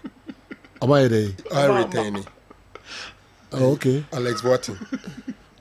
Listen, I will do first. Oh, or listen. There be Alex Watson in Bisame. Alex Watson in Bisame say, yet here came. How many journalists in Central for? And no sure to call America in the name of sports are Mama back. No, a chirasam no, who say we don't And you who to say we know. Some work me or Kessben. Me ko America. Aba. Man to answer my view. Macao. And Susan so many who ma Kessben adwuma no. Where your players or me Santico to registered players. Of course. Ko Dino and om dey too kwan. Of course. At the end of the day, because our contract was Sanya Jessica. It say was some for that one. You come ra yenyanwi kan ye kwa bana fi. And some messages are more about do no it make 55% of the messages. Omo kafa sa same way. I had and the trend. And it was a simple na some of them are police Nti yenhwe. Nomti America so mba before me no say cameras capture ni na kai before mo ni ade ni na. CCTV camera ni dey. Ndi omo ntimi nyanko hu bi omo ko ye. Se munya car no. Number pay. They can trace the one who came to pick them. Sudan ya janya omanu ko. You know be a country is all. Obi free Sudan no janya. Assembly ni new. Obi registered player wa bonu ka. Obo the team. You know I can Kotoko register how many players? 21, right? 23 or so. 23. Yes. How many goalkeepers ni ansa? Oh. Ti we no say free one ka say. Show my former Sudan back. Me wo mo hakra. No, so we Na the different Kotoko register that number of players. One Rubert 25 and 28. No go register. Some more players in Biaka. We register 25. last minute. Okay. I think it's Saturday before the end of the me transfer. di go kakra ba me ba na fi atwa ni na That's Sudan ni adwane a. Obi a fan ko kan Ghana. o man ga sa un ball o mutu mo no mu kro Mukromon. Yeah. There's a league For more than from one league no kodom They say Al Hilal ni mere ko Mauritania. Honum ni lo. look at that Inti Chrome Honye. I send coach say on go group hoda on na send coach of Sudan national team say group hoda I had dream but Sudan ni adwane anka mani nwane ko no baby na group on to konko a na etira sem no impact e wa Asante Kotoko club no so ntoko de nyina ntoko ha sa jo ele ke ogu eni mase David Tokweni Kruba. ogu eni mase Tokweni Kruba. ogu club na eni mase all right me din komo kakra me ba na fi Sudan ni adwane a. I feel what all polish yeah but I had dream emwa a club Kumasi Asante Kotoko crack mo ama amanfo a mo so e wo chance a e so mo di tu kwan ye be hwe mo mienu enim gu asesempa na mo di abrɛ Dr. Megachi yes se bibia ye o nyankopon daroma boko yes da se wo se bema sabi o hu awu a eno no asura hemem kra no nya dia beko onka ho Deuteronomy 23 the verse number 1 also obi a onko heaven Yes. dia ne hwe wa peche na oti asase so Zina no Bible why nipa ya sana Megachi say Deuteronomy 23 the verse number 1 was the on fata se obi nyankopon bedwem de ya peche ne hwe ana se de ne bema ntumi nya adwuma no Yeah. say nipa ne nyankopon ma ne hia ma ne ma hobi nti asɔre dem kura ne kokobɔ ma asɔfo ne sɛ ɔmo bode wuro nkancha asɔre ma no ɛne mpanifo na ɔmo bɛma wu no obi bɛma wu amane ma asɔre dem because wɔyɛ nomie onkonko yɛ ne bɛma duro ansa na waba hɔ ɛna Ezekiel so okay Deuteronomy ne kan ɛna Ezekiel chapter 23 the verse 20 nso sɛ ɔmo bɛma susua no ɔmo bɛma ɔmo yere no makae ɔmo ex a ɔmo bɛma sɛ fum pɔnkɔ bɛma ne nyɛ sɛ bɛma ketewa kora na asɛm wɔ ho obi a ne bɛma sa no anya duro ama na anya kɛse no sɛ nipa no ɔno kro wo problem ana de ni de wu no onyankopɔn sɛ kokɔbɔ obedi kan de ama sɛ nipa no ɛyɛ Deuteronomy chapter 28 verse 30 sɛ mote mma na wale a ɛma ne bɛ hyɛ ase afamachi na obi no ɔma da enti bɛma de sɛ wo pagapade a di kan pɛ wo bɛma adwuma enti obi a ne bɛma sa asɛm da no so obi a ne die ne ntumi nya adwuma asɛm da no so but areho sɛm sɛ wasɛm no mu kura ne sɛ sɛ o kan Jeremiah chapter 23 Jeremiah chapter 22 the verse 10 was obi a ne bɛma bɛwu bia no sɛ owu a mo obi ansuma no obi a ne bɛma bɛwu no o kan Jeremiah was obi mo obi ansu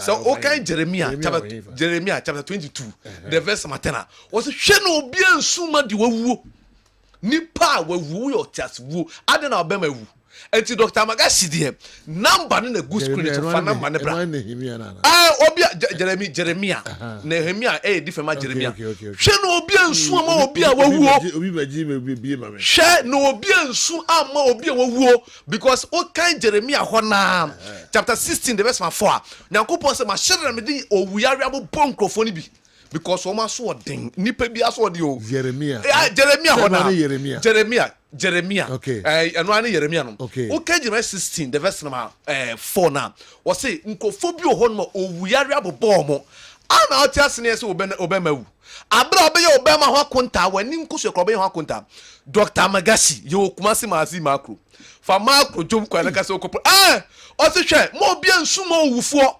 aden na nipa ne tiase na Ezekiel chapter 23 Ezekiel chapter 4 obi nsuma obi a ne bema wuo mo obi nsuma no Jeremiah say because Jeremiah chapter 22 the verse 10 was mo obi nsuma no eti nipa ne tiase no ono onimpa se ye di eduru a ye kan se eduru mo bema asole eduru mo ho atɔ eduru mo wani nkosu akɔ eduru mo diabetes ni pressure akɔ no nyankopɔn de sedu nyaman ana se wo kan tresem na opani no kre wo sem ni na se se wo kan Lamentation chapter 5 the verse 15 na enu kro repeat ka asem ni si so se dwan anu o ka kire ye se mama akomayale mpo ye yale kra no enipa bi wo no ma se bi o mama akomayale na ye sana eduru edi sana o ma ni nyina agyae enti Dr. Magashi de obekuma se amazi makro fa makro job kwa ka se wo police house aita se Opa some opa okay Genesis war. Genesis chapter 43 the verse 11 was a baby and the baby will be on see a year druma na yen sanfa afore bonka ho de ne bema behu ye druma na ne bema sole a e was asofo ne born afore Genesis chapter 43 the verse 11 was it mumfa asase nipa na mumfa afore bonka ho ma bema na ne bema wu no number ne da screen so Dr. Magashi number is 0547 044307 0547 044307 Jeremiah asamo kan no was obi a sebi obi a obewu kura na ya owuyare na bebo no hwe na obi ansuma se nipa no Dr. Magashi masama mpese mekachi wiase nyina ne se opani se wote ase ni e ka se obi wo hono ma ni be ma ewu a eye nipadua na ewu because a din da wo so na ye bema no aden ne din na da wo so no de wona nanom tena ase na ye de to na sa de ne bewu ewu a na ye se wo ye otiase wuo enti otiase wuo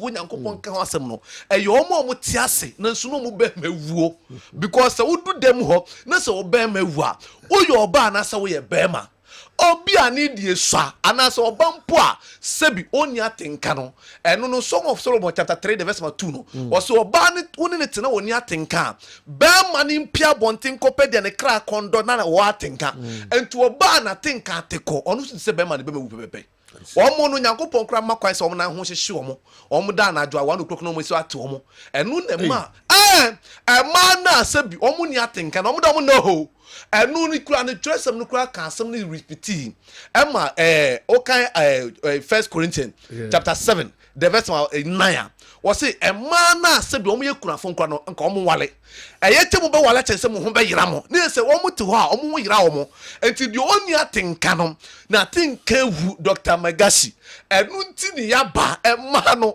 obo kipu yale woni widiam bia no se nipa no wo yo tiase wo wo ye nda honso because adentina be kipu yale wo widim ade ba ko mpese misa mani party asene sem ye wo yale e kan pressure ene ye yare e kan diabetes sa yade we nyina no ye nuano mo mpanifo nim se pressure ne so onunum abrofuduro ndu ba bia eku bema sa so diabetes no onunum abrofuduro ndu ba bia side effect ne se ebeku bema sa ade we nyina wo ho ene chi se nipa fe ye de se inso of say ye de bibiduro be to ase ne ye mpe no ye pedie be da so na ama ye bema hu awale bebebe gu nyina afro mu bema nkofo bre wonuma ene problem face awale na ebasa asundue ni awale nim die ntie gu nyina mu bema nya dwuma mu wale mani wi amudu de mana madane ma mu wale mani wi amudu de mana madane ma aba man kan che man se mu ye omu nuano mu ma na mu wale omu dabi fadam pade bra because o ko ala unu se obema be wu a e wo so di ka kacho oba ne se pacho mi de be oba hu but me di bema mfuni na ebe dada wo me do dem ho ne du bebe bema be wu kwan mu Dr. Magashi afutuo ho ensa kire ni po afutuo isi o kan determine chapter 20 verse 30 was woni oba ne tena se woni ne ntimi na obi ne beda wo dan ne wajapade a waye nyina no obe chema nkrofo nya biedi number ne 0547 044307 0547 044307 message Jeremiah kan sasemui was nipa bi asabi obe yare na one pedro to ni yare ase say nipa no so yare kra na owu kra na mo bia kra nsuma no enti se wo ye nipa na so wote asase we so na se yare sha ase se edokro a bonsam ade ma nyankopon ni Adam ntem tie yale because ebra yare bo Adam ni Eve no omo ba hunamu enti omo honam no afi no be Philippines was asase so enti nipa bi nyankopon twe na so anase bonsam ede ne for ya omu no se nipa no yare a ono madura enko enti se yare bi ba so na ono madura ba ko anko onu mienu anko a asembeto ade ba ko mpese me sama muhuni yade a ye kan HIV yade a ye kan hepatitis B sa yale we nyina mu bisa mo se every ben ye discover sa yale we every ben sa yale we nyina ye created by human being nipa na create enti se wonya bia said the Leviticus chapter 17 the verse 11 say honam bia de ne kra woni modem no sa da yare ne betena wo modem a betena wo kra so asem ni nie enu na nam so ntia Dr. Magashi me ne wo nya adwen because in haban mani du bra ye de sa no ni nyina abedi mi ho eduro ni kutame enkure ni ene nyame ya dom lawyer Morris Ampao amma me efie won kan because me ko ni program so say but o hwa dance efie kire ba ene o se Dr. Magashi kasoa no emu wadodo mesa ma ofie eben kolobi hu kra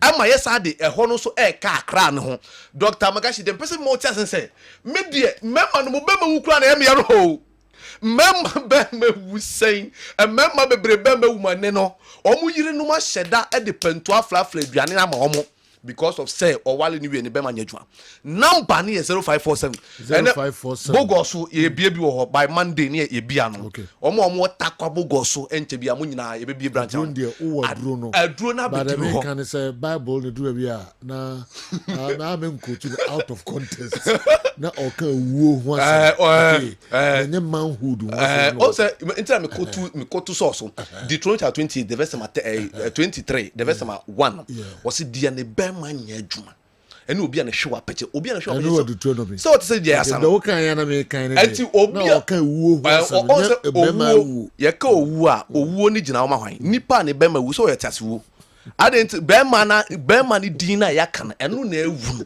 enti wo ye bema na ewu no o ti bi ase ye den odo enti obi na bema wu ni se friend nipa obeba bia na abi ye fra mema de ne bema wu ni ye kan ne nka ho Yesu Kristo bai o kan nipa wan kan won bema wu o kan mema nko anti se ne bema wu dia ne ze nipa ne nka ho enu no repeat asem no o kan the same asem no e wo Ezekiel chapter 23 the verse 20 no o say obema o yira kan ne ex and bema se fumponko bema entu fumponko bema e bema kitwa ede ne bema obi o hono ma se bi woni oba beta na oba ne bekoso akaka kan ne exa ne bema se fumponko bema ade ba ko ewom ni se nipa oti asase we so na se owu yare sha ase se ebo a sa yare no e start se ekunkun hona makwa ba bi entu obi ti aso wo se ne nsa na ewu obi ti aso wo se ne nan na ewu ayeti triti sa omo ti aso no mo se ewu no mo na ewu no ebi on ma ne ninko se ko ewu ama hu ade fa Dr. Magashi number nebra number ni 0547 04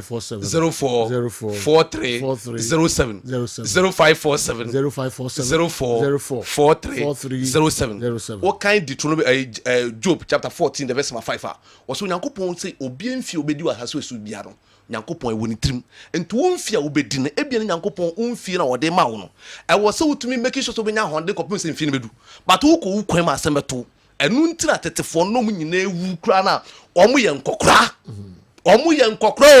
owu afrafa ye mpumam ena ewura nipa widiem number ni 0547 04 43 07 0547 04 43 07 Dr. Magashi oba ebebo ye okumasi ye wakra ye otakrade ena ye san wotachimai ena nenso ye ye san aba God Bogoso. Okay. Nyame ya aduma na otwe sene be se sia. No quotations no. Ani ahwe ni ye na ya mese no. Oh. Bia wo kana se be fufuro. Bia kokotu be bia nya no na se ho. Oh. Ndi enko hwe bia quotations no woni. Na ye trans next time na fe ni the actual quotations no aba. Ebu ha kotu a. Eba ho so na ewu asem no. Na o se ja mese. Ndi enko hwe ni ye ni quotations mbra next week. Matias. Everybody shall super. Dr. Abigashi edru de wo Mr. Mofra numbers no na mo de Dr. Abigashi eni enkomo na obesisi wati obesisi pa ama wani ajiye to so de ama mo Kessben television Kessben 3.3 Kessben 2.9 Accra we final whistle me nda bia transi na ye de bremo messages kakra enso ewa ha yi every one tentem de amamo NTK just I think the Ghana Football Association should make it a policy that 30% of every national team call up should be local players or players who play within the African continent. This will eventually boost the morale as well as interest in our local football. I don't like the way our sports pundits write our local players off as if they are totally rubbish. Let's give them some of them the opportunity, and let's be consistent of their inclusion, and it will eventually pay off. Other nations did it, and it has worked for them. NTK Juso. For the first time in some 5 years, and the message convincing me. Okay, so I know come on. And then many will need to do so. NTK, yes. And I'll be whom the best will do so. No, me. I know, person didn't hoba. Okay. Our Sergio. Yes, and then you're fine. Sergio, and I know some of the national teams not Chelsea Omonia Brepa. Sergio, or Ivory Coast say Sergio mo do 9 points. Make Egypt. Yes, Angola do 9 points. Make Egypt so do 9 points. Okay. And say you wo mo akere say AFCON na ye be kono omo very very serious pa. And no the intensity of Angolan game against Niger no say you na wo soro pa. But interestingly first half no say you ekoye goalless draw. Okay. And you saw this the Niger for no say you and you say omo continue chire no omo boss awo. They open up the play. And there were some occasions that they threatened the Angolan goal area, but in the second half no Coach Pedro Gonçalves and then Mantiano get the magic touch and then penalty Eddie Kambe ma Emma omo striker Rastaman no Mabululu ebe share from the spot. And a Melson you be share your hand on no share second goal. So say you Angola for no omo share 5 goals and omo concede back. Okay. Because omo share 1-0 and omo share Sudan 2-1 and omo share Nigeria 2-0. So say you after 3 rounds of games omo 9 points. Okay. What it means say omunya draw next game and say you omo buko omo take to AFCON 2025 Ebekosu Morocco. Okay. A turn of events for the Angolan football. Yes, honestly, this coach Pedro Gonçalves is doing a very very good job for our national team. No, and when Nigeria for no so brave power say you. Okay.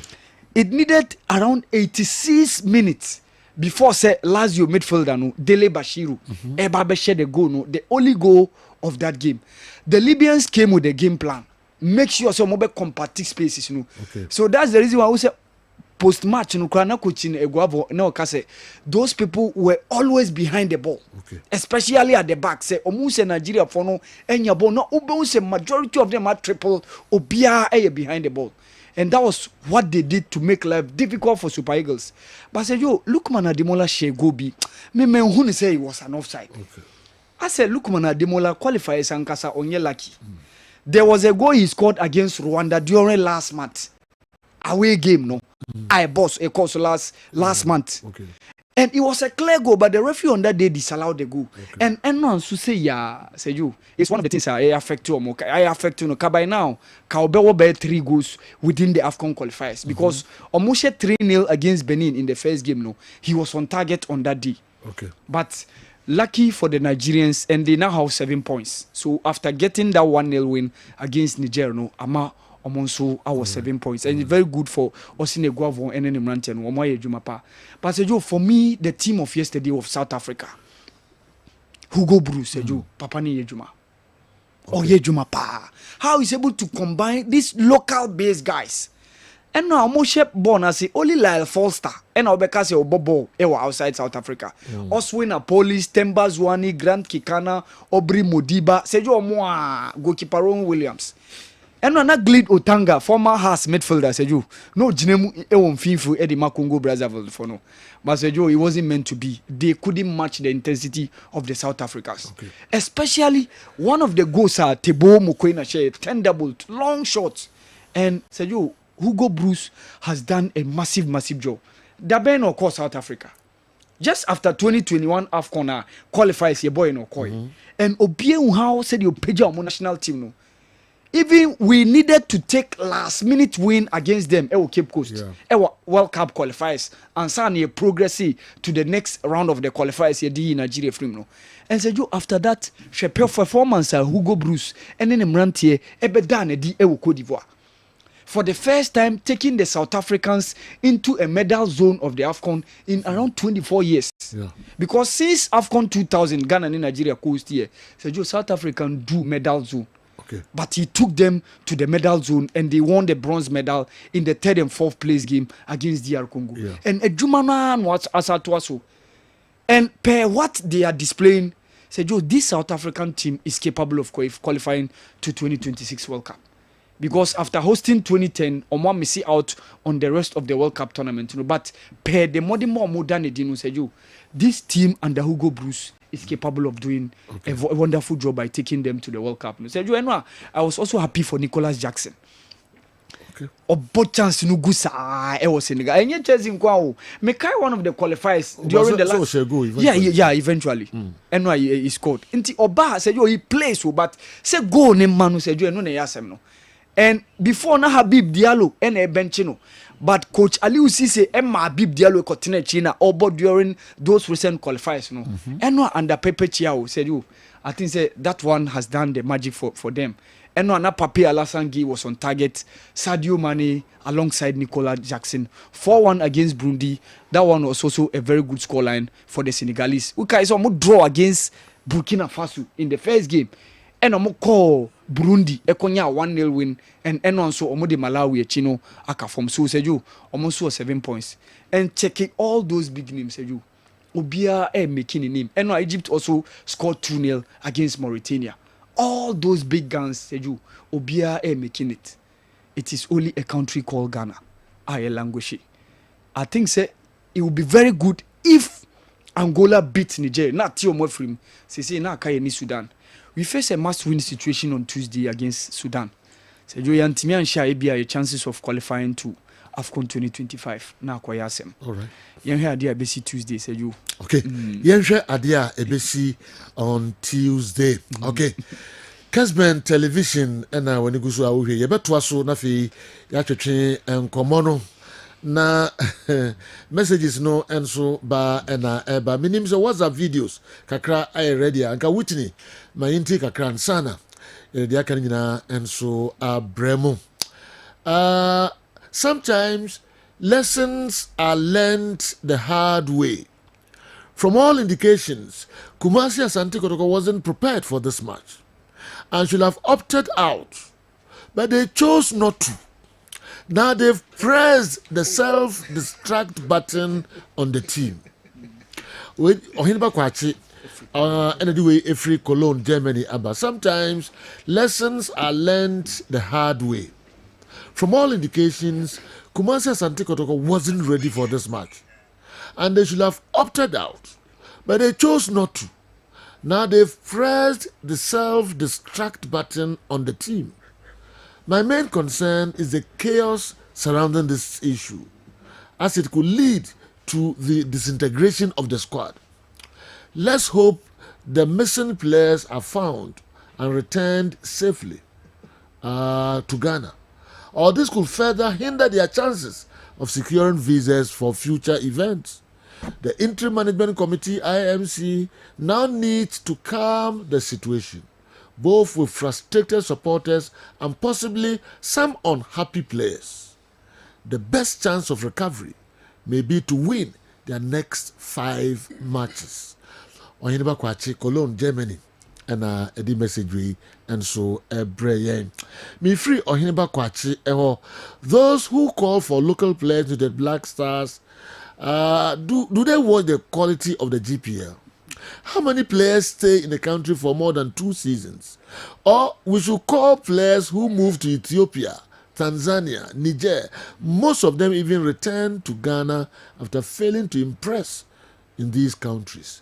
Kofi, anyway, Efri Kaswa Abreye. Kofi into Jan. I say, into Jan, we never. Joe, never ever compare these our local players to the foreign ones. Our local players cannot hold on to a ball for even 3 seconds. Kofi Tojan, and so the other Abba, I don't know. Malamus the Don Footer. What a bold decision by Newton. Keep it up. Malamus the Don Footer, opposite Roxy Cinema. Then also the Abba, and no. If I could see more videos, no kakra, eba. Na fi other local stories no yede ehun sem so abrem. What's our videos?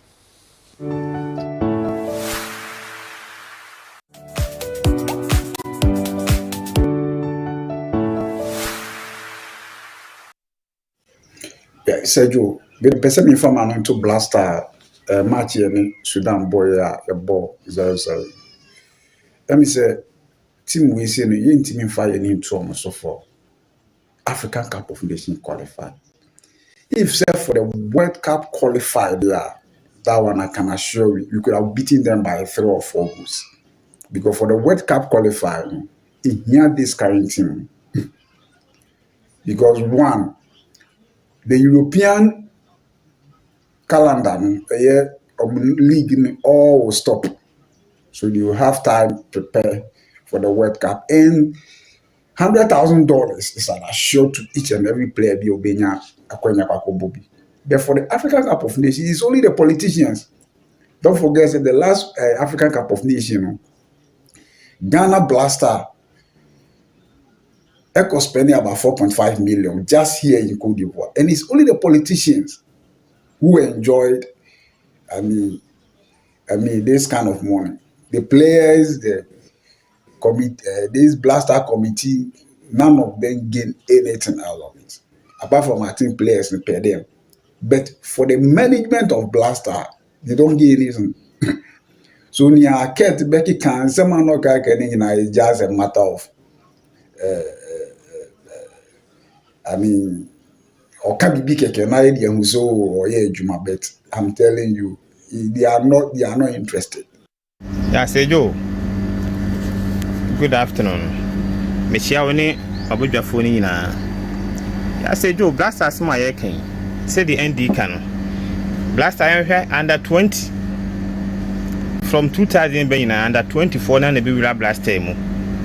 Na ma blaster na ide akosoro. Esiemo ne ayimu na under 20. The demo be far from 2009. Omba e no mu 2009. Omba be call fan na 2010. Omwa na ya be call fan na 2015. Free hona blaster ide egu. GFA boss no kasa bebrebe kasa press na nim no ba wona say Ghana football. I say Ghana football. Under 20 egu, under 17 egu, ye local yini so egu. So what you say Joe. Say current GFA boss we always say when I say Ghana football, I say it totally.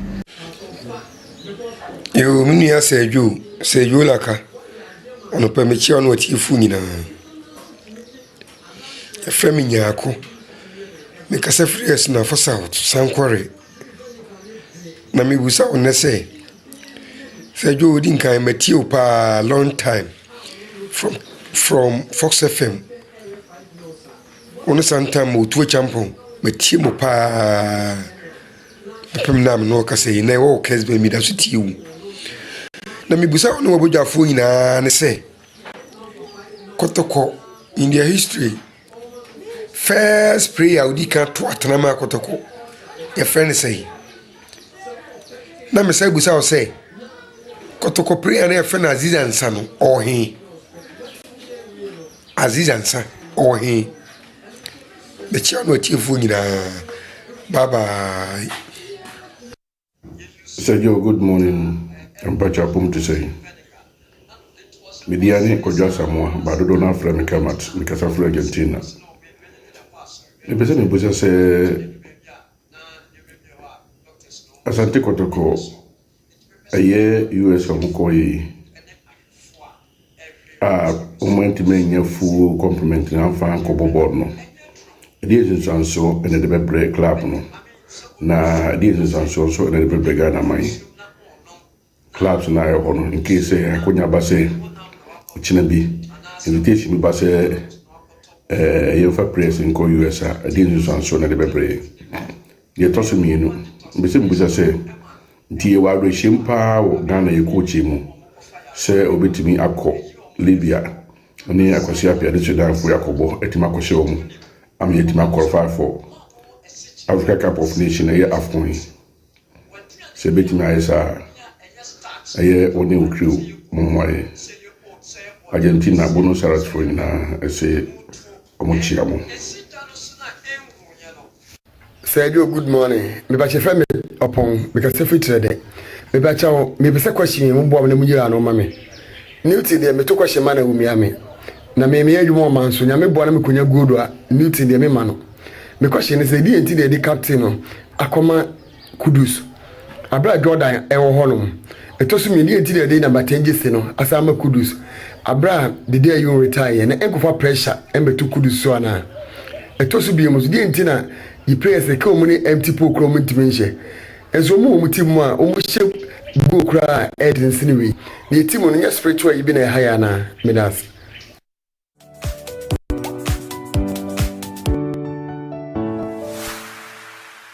Okay, yes, I'm going to call Emerald program is so midfield. Final whistle.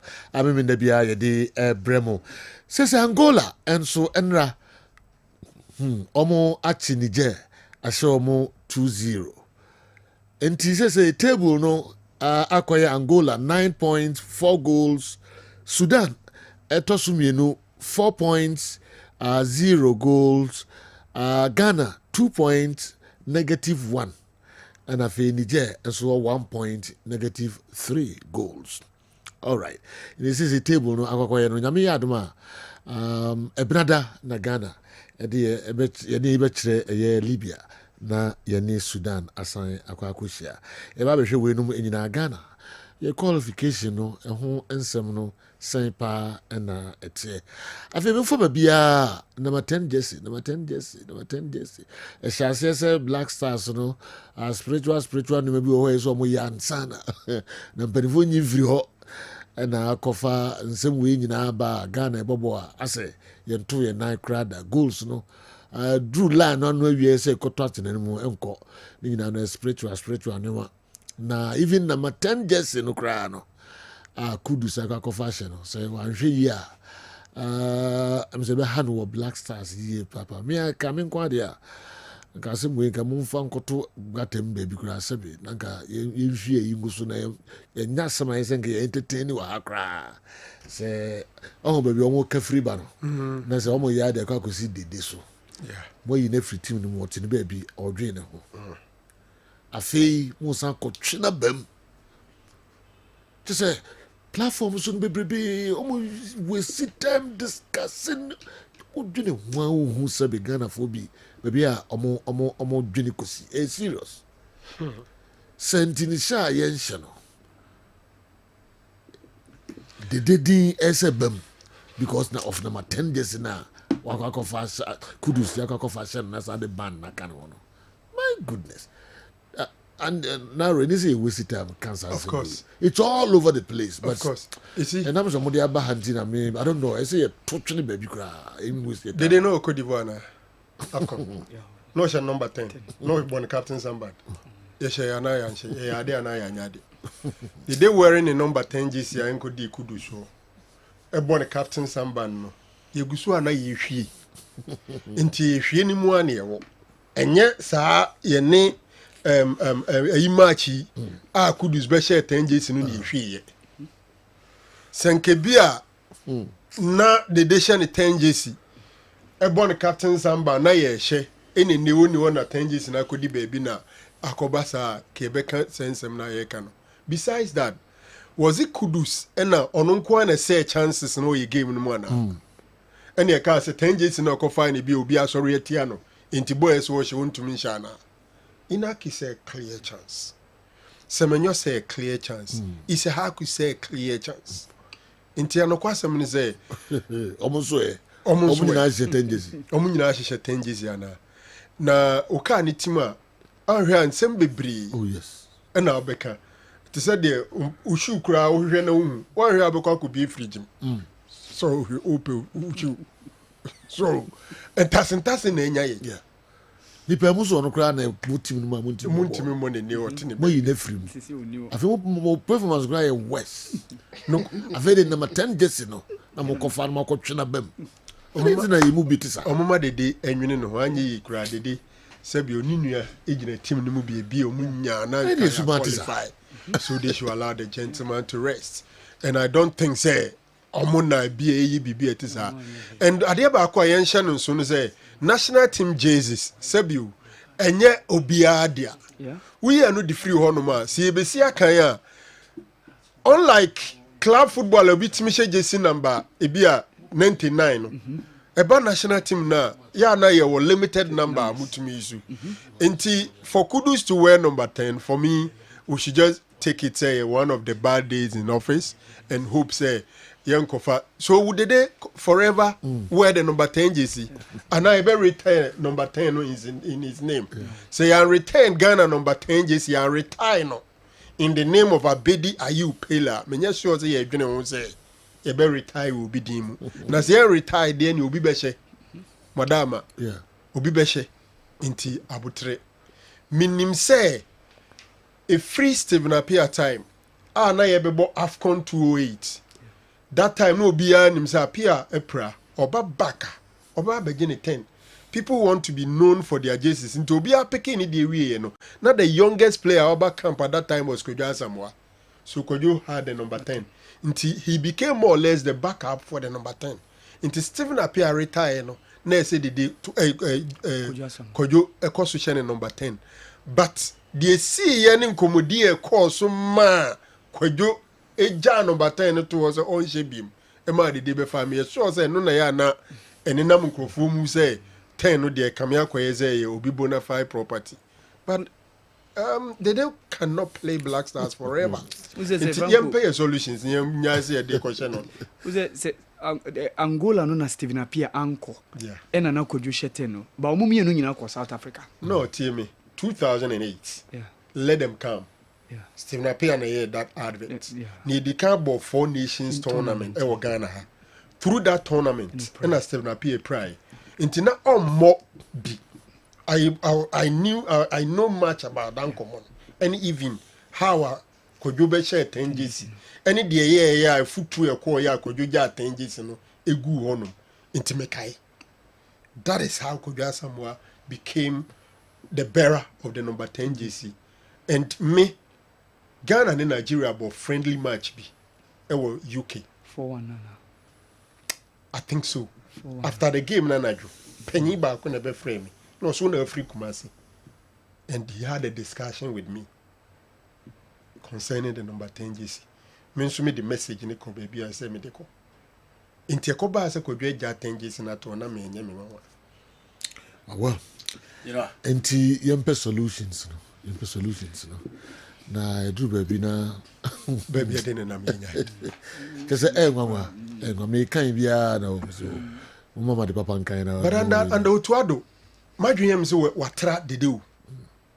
And Utuado. Yeah. My dream is what tra de like for him the day is out. On kind of plans. On kind of plans will be. Nay, so clear.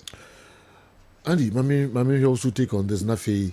You measure Black Stars chances. Your league matches so how weekend and that's some get to a crowd. And there Accra Lions. Ebetre Brekum Chelsea University of Ghana Stadium ho Sanso and Kpando Stadium Heart of Lions and Vision FC. Yami had more china Wenchi Sports Stadium and Young Apostles Ebetre Heart of Oak and no Nadia Bass about Trans Studio and we say dia about 12 baby kakra. In St. James Sports Arena Samatex omo home ho and then Shatterman Etwa Omo and Omo and the Akota so the day Basake Holy Stars Omone Kerala United Ewo Campak and Yinase Sanso and a Gold Stars Etwa Nations FC Ewo the Kwame Chase Sports Stadium ho Adriana Stars Ebetrain Dreams FC Ewo Nanajiman Badu Park and so Ewo Doma Ahinkro Sanso and Nana Fosudiabo Park Bechem na Bechem United and in Midiema and so the better so din. Okay, Legon City is now Sante Kotokonde Omo to Asheda. All right, Andy and Sana Makwa Bass and so Hokakra. Serio, did I? You call AFCON before this one. The day was our captain. If you move group stage and win a match. You call World Cup. You bought 3 games. The day was our captain. You win 1 match. You bought AFCON this year. Yeah, 3 games. The day was the captain. You win a match. Until you are talking about 9 games in the last 3 tournaments. You win a back up. Chris Hughton started a drop. Who did you? Into Toshi in Mexico, USA. Games I Koboya, he was not part of the squad. A chin was sardine bem. And the game against Namibia was already na calling Dolpha Moyen and Nimona de Deba na or Bekenya anymore. You call AFCON. He wasn't part of the scheme of things. In the game against Mozambique, or by him, unfortunately he considered a penalty. Just after that, no be asked Debbie. The issue of the day more patent me mono ewo hwa obian timi state reason kro. But kasa obia kama na to nipa bibre trip. After the AFCON, Otado abe take over. Clear to say the Franco Naruka and they say, did you on coach Otado plans? Okay. I was so be added to. But you know, all near more de bonnet to say. So I can't got that 10 years or more could do something more. Or more patent me more. We should allow the you to be. Number 10 days, you know, a new Piadia. Name a Pratifie. He is the all-time top scorer for the Brazilian national team. Rodrigo Neshenene. And Rodrigo Shana original TV in a solo. Name Rodrigo Neshenene. 10 JC for Ghana, it doesn't belong to anybody. And could you add why any clear any team now or Shishamo? Did I you count? In Tiema did internet in on you know. Born on Cobono to Yama Mobian Fancham. Born down moment in Yamo. And Obi will say, Captain Diamo Kudus, and Kofa pressure I'm ready dinner. Nane ya na eti kroma na eti Kudus or best start on Real Madrid ne Arsenal, ne Manchester United ne Chelsea. Now you know one person be take responsibility. One person be leading from the front. Now you're foreigner. Who expected to be team akwa say account for any of the top clubs because you know how the oko. Now one you consistent. No one show quality now. One take responsibility at the next season crowd no bimbo. Enti for the new face of Coach Otado, he feels set Kudus and the bit me at the promised land. The games are the man and saying in your clear send performance they was through and obey him say Kudus will lose form unless you just don't want to be honest. The team West Ham Ninkoye Oba Blaster Ninkoye, but the new face, the new force, the coach feel that Kudus na was the team ne man. Whether say o deserve one or undeserve, and yet team be muna o chaya the captain mount. And in recent times, you know, I can't know there. Nanka mpempi stars and the crown captains. Because with all the stars Brazil paraded, Dunga was their captain. With all the stars of France paraded, Didier Deschamps was the captain. But in the era of Ronaldo Messi, they were pushed to be the face of their national teams. So obviously, the captains in Emma. And the coach feels Kudus can do the job. Let's hope, say a game against Sudan, and so we can go there and beat them.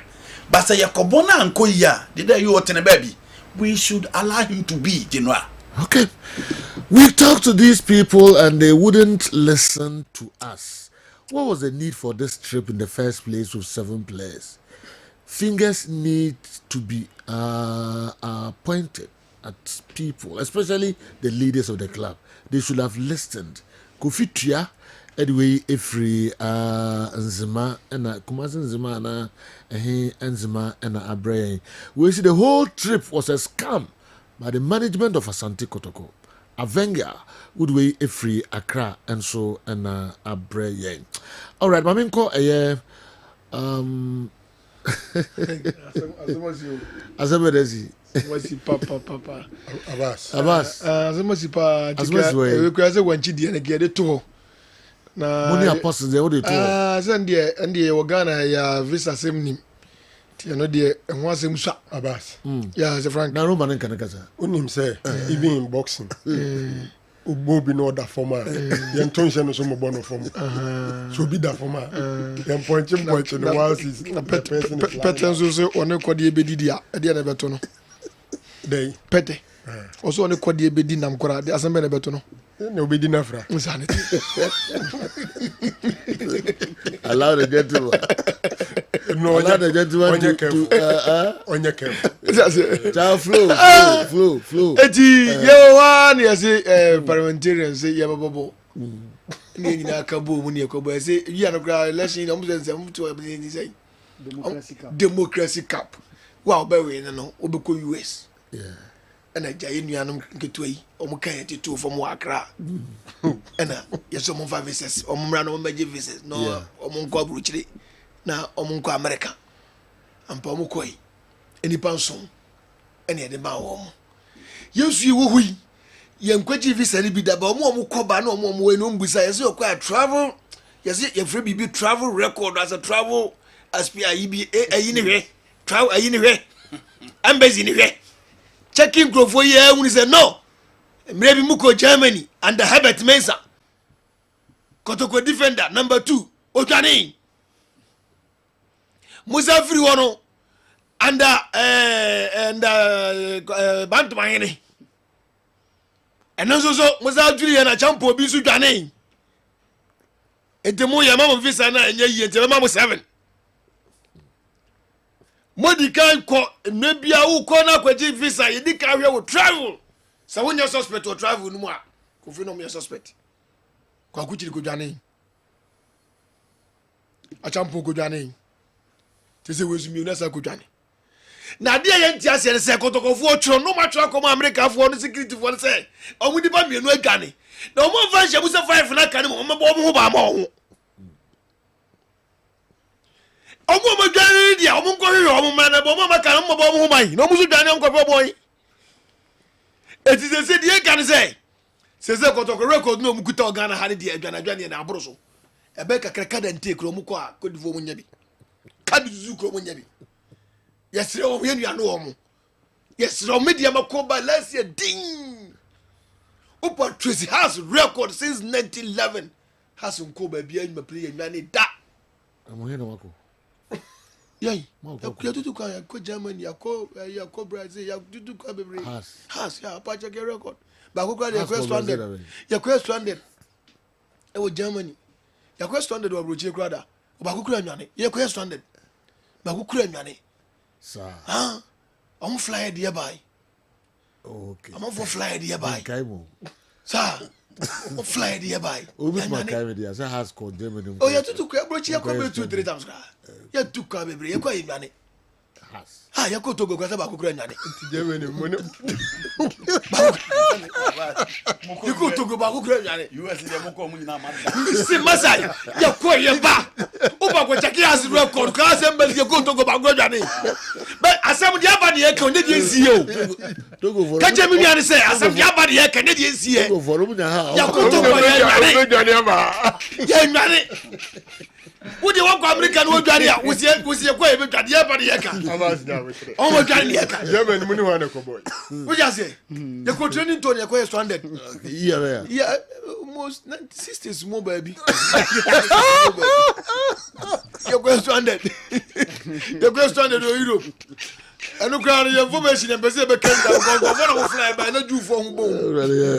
Now go chama be na go chama no GF chama one this. What kwase. About kwase. Eti ye kwa ba. You go to go by ko kra anyira media mako America last year ba ko kra anyira e de na kofu nku de bia ko bia de bia ira de bia ko bia de bia de bia ko bia de bia ira e de say de ka cha omni say enough is enough say aya dia Europe control die om chom fi okay no ma de nyana sumpie ye mo ye bra ya ko wanchi tama de baka wanchi nya na waka wanchi o de me kwaba wanchi wanchi me kwaba ya e wo me ko wanchi na me say me kwaba na maba wanchi ni so tama de ma say ka has na apostles na ni nyina ye ka say ade we ni ka ko fu nya visa ye ne di second ye ne se ko me ko ye su mo visa ye ne di second e ti ye ne se ko me ko ka simple de di pass vi ko ye aka 5 year ka kwa de na chese guarantee e che ade be che na mo da 5 all right into your Kessben na yes to us yes the league matches no kakra bi na about do ba kwa pa hosima edu mienu pepepe abas mami nyu enti dia kan se wanchiri ye ko agar mo fanse shere mpele yeah yes ye hunu so na northern region ba bi busa na o se awe da gomani we da gomani akwede wona zergu kwa na lirgu wa gurem wasa na nam sa so cheche na busuafo na regu no omuntu wona nkrofo ko fa 3 o jazie se ko to go for ko ndi e ma go for na dwane free hono no ko to go ko ye no mko chia na lirgu ehene no ana ko to go she ho mu ana ezia no ngofo adwane se no ye ne etia na ko to go be chia na be she dia se ne die ho mbebe tamale no mo dwane free wa tamale ye be ko wanchi kas kana 120 cities okay to be an adwane se ne obeba sim no aba betua obanso na samfoforo wa ye be ka kire wo obi amra na hyerim pere ye mana ti ase se yen ye mfa na ntwesu hunhuna filani ni ba asem na ato ye ntra obe su a na de na ntwesu be hunhuna na nya filani ni ba na asem na ato yen ena ne ye ko ba bi ana ha se sheki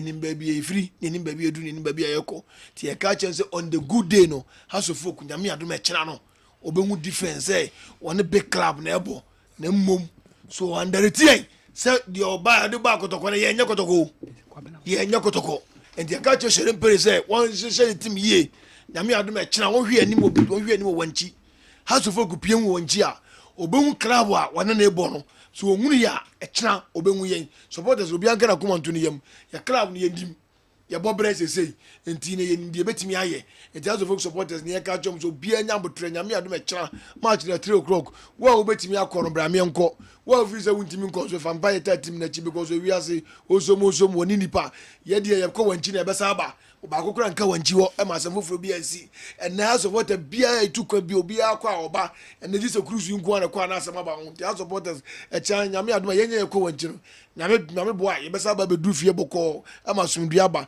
enti match ne match ye dey akoma so a ya bo 3 matches ya win 1 ya bo 2 draw enti no me gidi out of 9 ya nya 5 ye kakra enye papa but e fa ne sa nti se supporters ne say match we ya yekoi ye mmoa se de be ya yekwa technical team playing body any board no do ma appropriate team na kodu bia no yenso ya vanka ho na aso folk enti m ko successful nyame adom e kira to all the house of supporters nyame adom e ne ye hia wasim ya mo regime obi amra anwumrei do betumi am yakono abetua do ntimi so me enkono mmeka semwo na nyame adom e kira omo Sunday chama mo no mo mpa na niam ntimi ko so my jo me de masem no ebesia okay na record time hwe media na just have to focus amako Europe da ya ko Europe da 60s wono ya pre amako Europe amako Germany 60s wono Europe ni wiase na ko ene Manchester area hokra ya ko London so da 70s wono ya ko London so da Europe ya ti se zara da chi bobu so beka na kotokozo kwa America ya sara tie baba ta che enjoy 60s sata me Europe ni ho da bi o men kat in Europe no but says 60s sin ne mo wo partner with Governor Cincinnati so mo US e wo Germany na 1960 e na mo ko Europe Carlos Santo de na kotokozo ji da bi o ase America mati wasi min gasem so obuo o and check papa a chaza se min gasem obuo Carlos Santo de na kotokozo ji enye pass records oh the person ochira ne say the person ochense mutu kwan achenti munye na mutu kwan ya bi akonto ne se betu kwan bedwane de ebeka ya se betu kwan pra bi bedwane ye ebeka ya se beku bi bedwane ye ebeka ya ama ne matima akwan etiye yakọ Europe da yakọ sa ye ne Brazil o ye ne Brazil busa wa ye ne Brazil Pele ebo Ghana ebo Africa first. That's the only club. That's the only club in Africa for the Brazilian Pele by Africa. House of folk. All right. The only club in Africa for the Brazilian Pele by Africa House of folk. Okay. Okay. I feel now uso kwa na ujare. You know league matches mo kakra. League match na ko wanchi na. Afi kakra.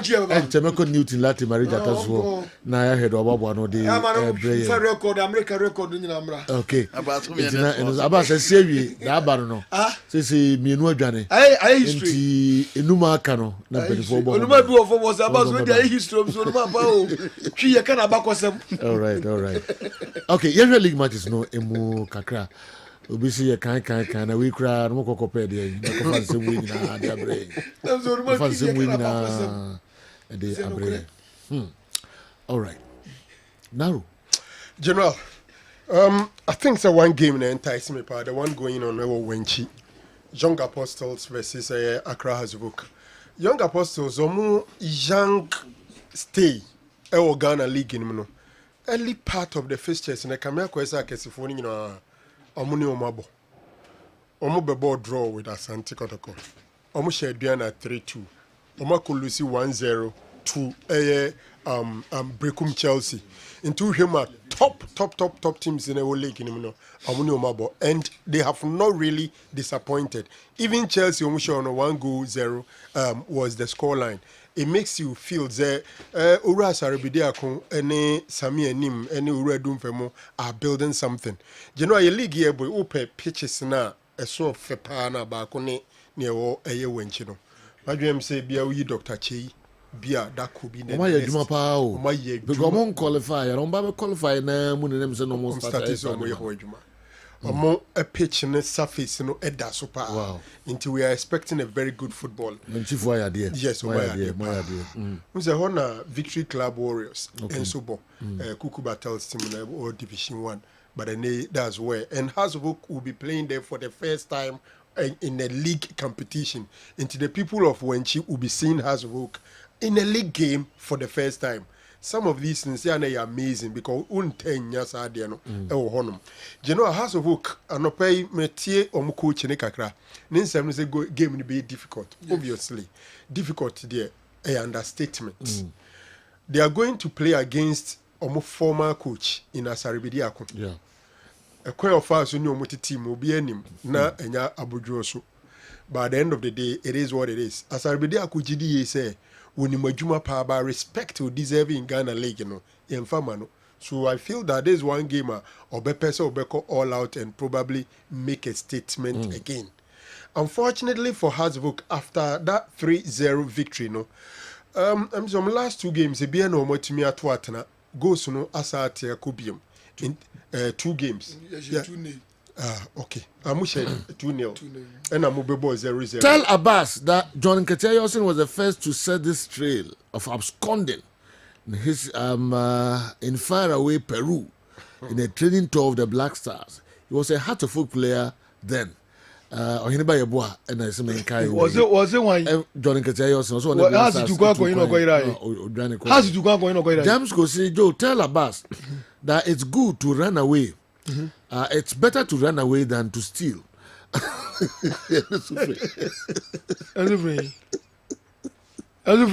Say, I've heard say,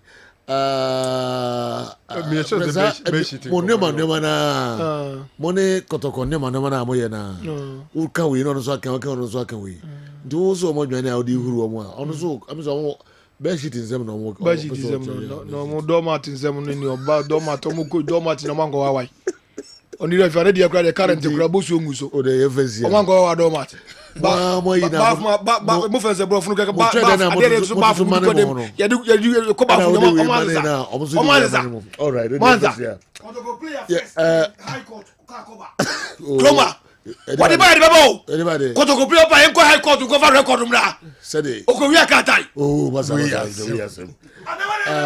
naro yanko mo ma nyensi no mo atutu e no mo tutu mo na ayi ani on fasi wa okay otubo bon osi obedwane de em say better since obi be shiri wa ko sisa okay on so be fa half match de o de fa ba shiti e awon de wa de bekata ho mo ma nyensi no na kakra ehwiegu hare okay bo bi anto aso bi nti abasa I say I'm say 4-1 in 2 league. Melidi wa mo. Thank you Naru. Thank you. We got it. Yes, is what we be. Now who's there? Who's there? So to kwa udjani. Now go for obi ade dogo. I want to na for be shit kata ho wa wia. Na bath mat e. I want to na for be shit kata wa wia. Now they do bath mat no dey go dey. Ade e na bath e di go. We na bath so a odi ura. Odi ura yi ba ko. E no dey dey. Unim ze udjani ay bodi ja. Udjani. Ba we are there dey bodi be ja. Where who do be do kwa no dwane a okay ye buta do no heart ne apostles so dey ma wan has form ni nye especially venue no mo bono and no ya adwene form ni nye okay unse the last 2 games in there they have failed to score all right e be den so beto atena that was samates in Suacheman so a game okay the recent times why ya mayen e wo Africa no yeah now omu free African game ne cause of samates and no samates are favorites in the game because samates wo mo honum no edin so be she obekwa akosho no man make sure say e honum no abeye baby a on pick points make the last time ajema team be show mo Premier League I stand to be corrected previous season I ended in the previous season on first season them Asante Kotoko and a call show and last year nations ko show masa nations ko show in terms of Bar League in 2 seasons just 2 defeats e kamera ko said the brave atwam aduana ye no wonom no general in Suatrema will struggle I think say Samate say a favorite in that game games in the nations in the gold stars gold stars yes 2 teams that are on form two teams Yeah. I form. Yeah. The nation or form pa. And a nation team no gradual as a and found only home a venue so cry or no obo. Udi agro no beba be bonnet the baby echo against a Gold Stars no. They are playing at home. And my nation says slight favorite. You know, Okay. I'll give it to nations over a BBN Gold Stars. Another game, and so No, another game. nations ball, Dr. Chi. Another game, so you Bechem United and name Mediema. You know, Bichim, Omun, and Nema, so you. Bichim Timono, I don't know, as a Nema Ewo form, or more demo in recent times, and so far they've won one game, and no more draw two, and no more lose it two, and no more a team a go shall win demon pa. 5 games they have scored just a goal. Okay. 5 games, 1 goal, and a Bichimache. And Manon looking so positive for them. And Mediema also say one team are very difficult to score against them. Okay. Omo last 2 games, so Marco goalless me, but clean sheets, omo a team emoji clean sheet pa. But omo attackers, so no they say goals nation why they their mom. General, I think say a draw is a potential scoreline, but I'm seeing it here says a game no omo a I don't know say postpone. Okay. Bichim Mediema. Okay. Mami ko andi ho na andi be 5 minutes na fe mini komo kakra na yensan emra back. Yehwe GPL games no kakra. You know, nations and Gold Stars. These are 2 teams who have shown their own form. Now, Oshe one at the 2nd position, one at the 4th position. And Omumi no nya pre. So nations team na home, you know, home 2 games on my bony and a draw on my team. And Osho games on Mukobo away. To beat the Diana Stars, Domani, Juma, very difficult. To beat Dreams FC, the Theatre of Dreams, and so Chile Juma nations, but Omobe Fia, Omunya clinical upfront in Tiana and so Omobe win the games. Yedi kaka about Omo backline and the kind of performance Omo Edanedi. Tosha Gold Stars and so on, I can say. Almost here one team I am expecting a lot from them. I'm building the youth with experienced players like Roland Frempong, William Denchi, formerly of Fast Folk is still there. Omo Vincent Atenga, is still there. It's Frank Kamankwa, formerly of 11 Wonders, Omuna, a part of the team, Ebon Obabi PM, our nations. We show almost our performance combined now. Go start who, I may go in for a draw game. Dr. Kwame T Sports Complex. Now, House of Food versus Young Apostles. Young Apostles at home, Safranco Di Kanka games no Mabon, Obo Chelsea, Obo Nswatreman, Obo Kotoko na Bo Diana Stars, just a difficult games. But Sejo at home, almost one making sure say, so we a team now so Oba Ghana Premier League in for fro. Now Pesa Okemwa.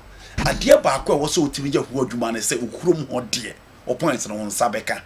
Inti Samates yaka omo die yaka nations die Adriana Stars die mo ye strong Ghana Premier League no your home games but for common team and show so much purposeful at home no and mo call relegation so we time na Kotokuro ya so game ni ma home games no man team na ma mo and so call relegation inti Young Apostles at home or matches some more than House of Folk who are away they say that here general away performance for House of Folk and so any idea say a kuyi se ko to atara person not the turning point this is the timer and come bet me win this particular game and they are 10 almost season no but as I be there also a lot to prove to House of Folk and Maka the home invincibility also me who adwuma on your good call and against Kotoko in a way. And you know what do you expect? And also a game, I make a double chance for Young Apostles. Draw or win for Young Apostles in that particular game. Adriana Stars the dreams. You know, almost 2 teams are almost that femo. Almost unko yim famomo. Coach your champion could carry dito. These are experienced coaches.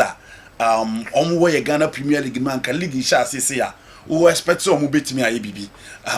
Adriana Stars unko yam for Mama General. It will be very difficult to coach. You will jump on because we are crying and home games in Nkoye, away in Nkoye. Last game against Young Apostles, almost by 3 goals to 2. And the things are not well for Adriana Stars at all. But at home, may cut double chance for my friend Adriana Stars. 2 teams no be winning game this season. Okay. Yeah. Adriana has not won a game. Nkoye. dreams in winning game. He's serious. But we answer about draw 3. Until maybe BI pepe.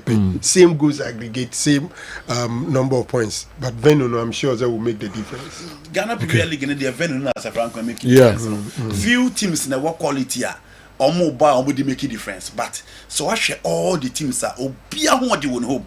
No matter the kind of players ni coach Krom, you know, as how benefit also will make sure say at least a hot year ultimately fight until so be away.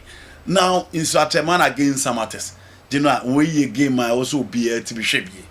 2 teams that played in Africa, 2 teams almost ball fair.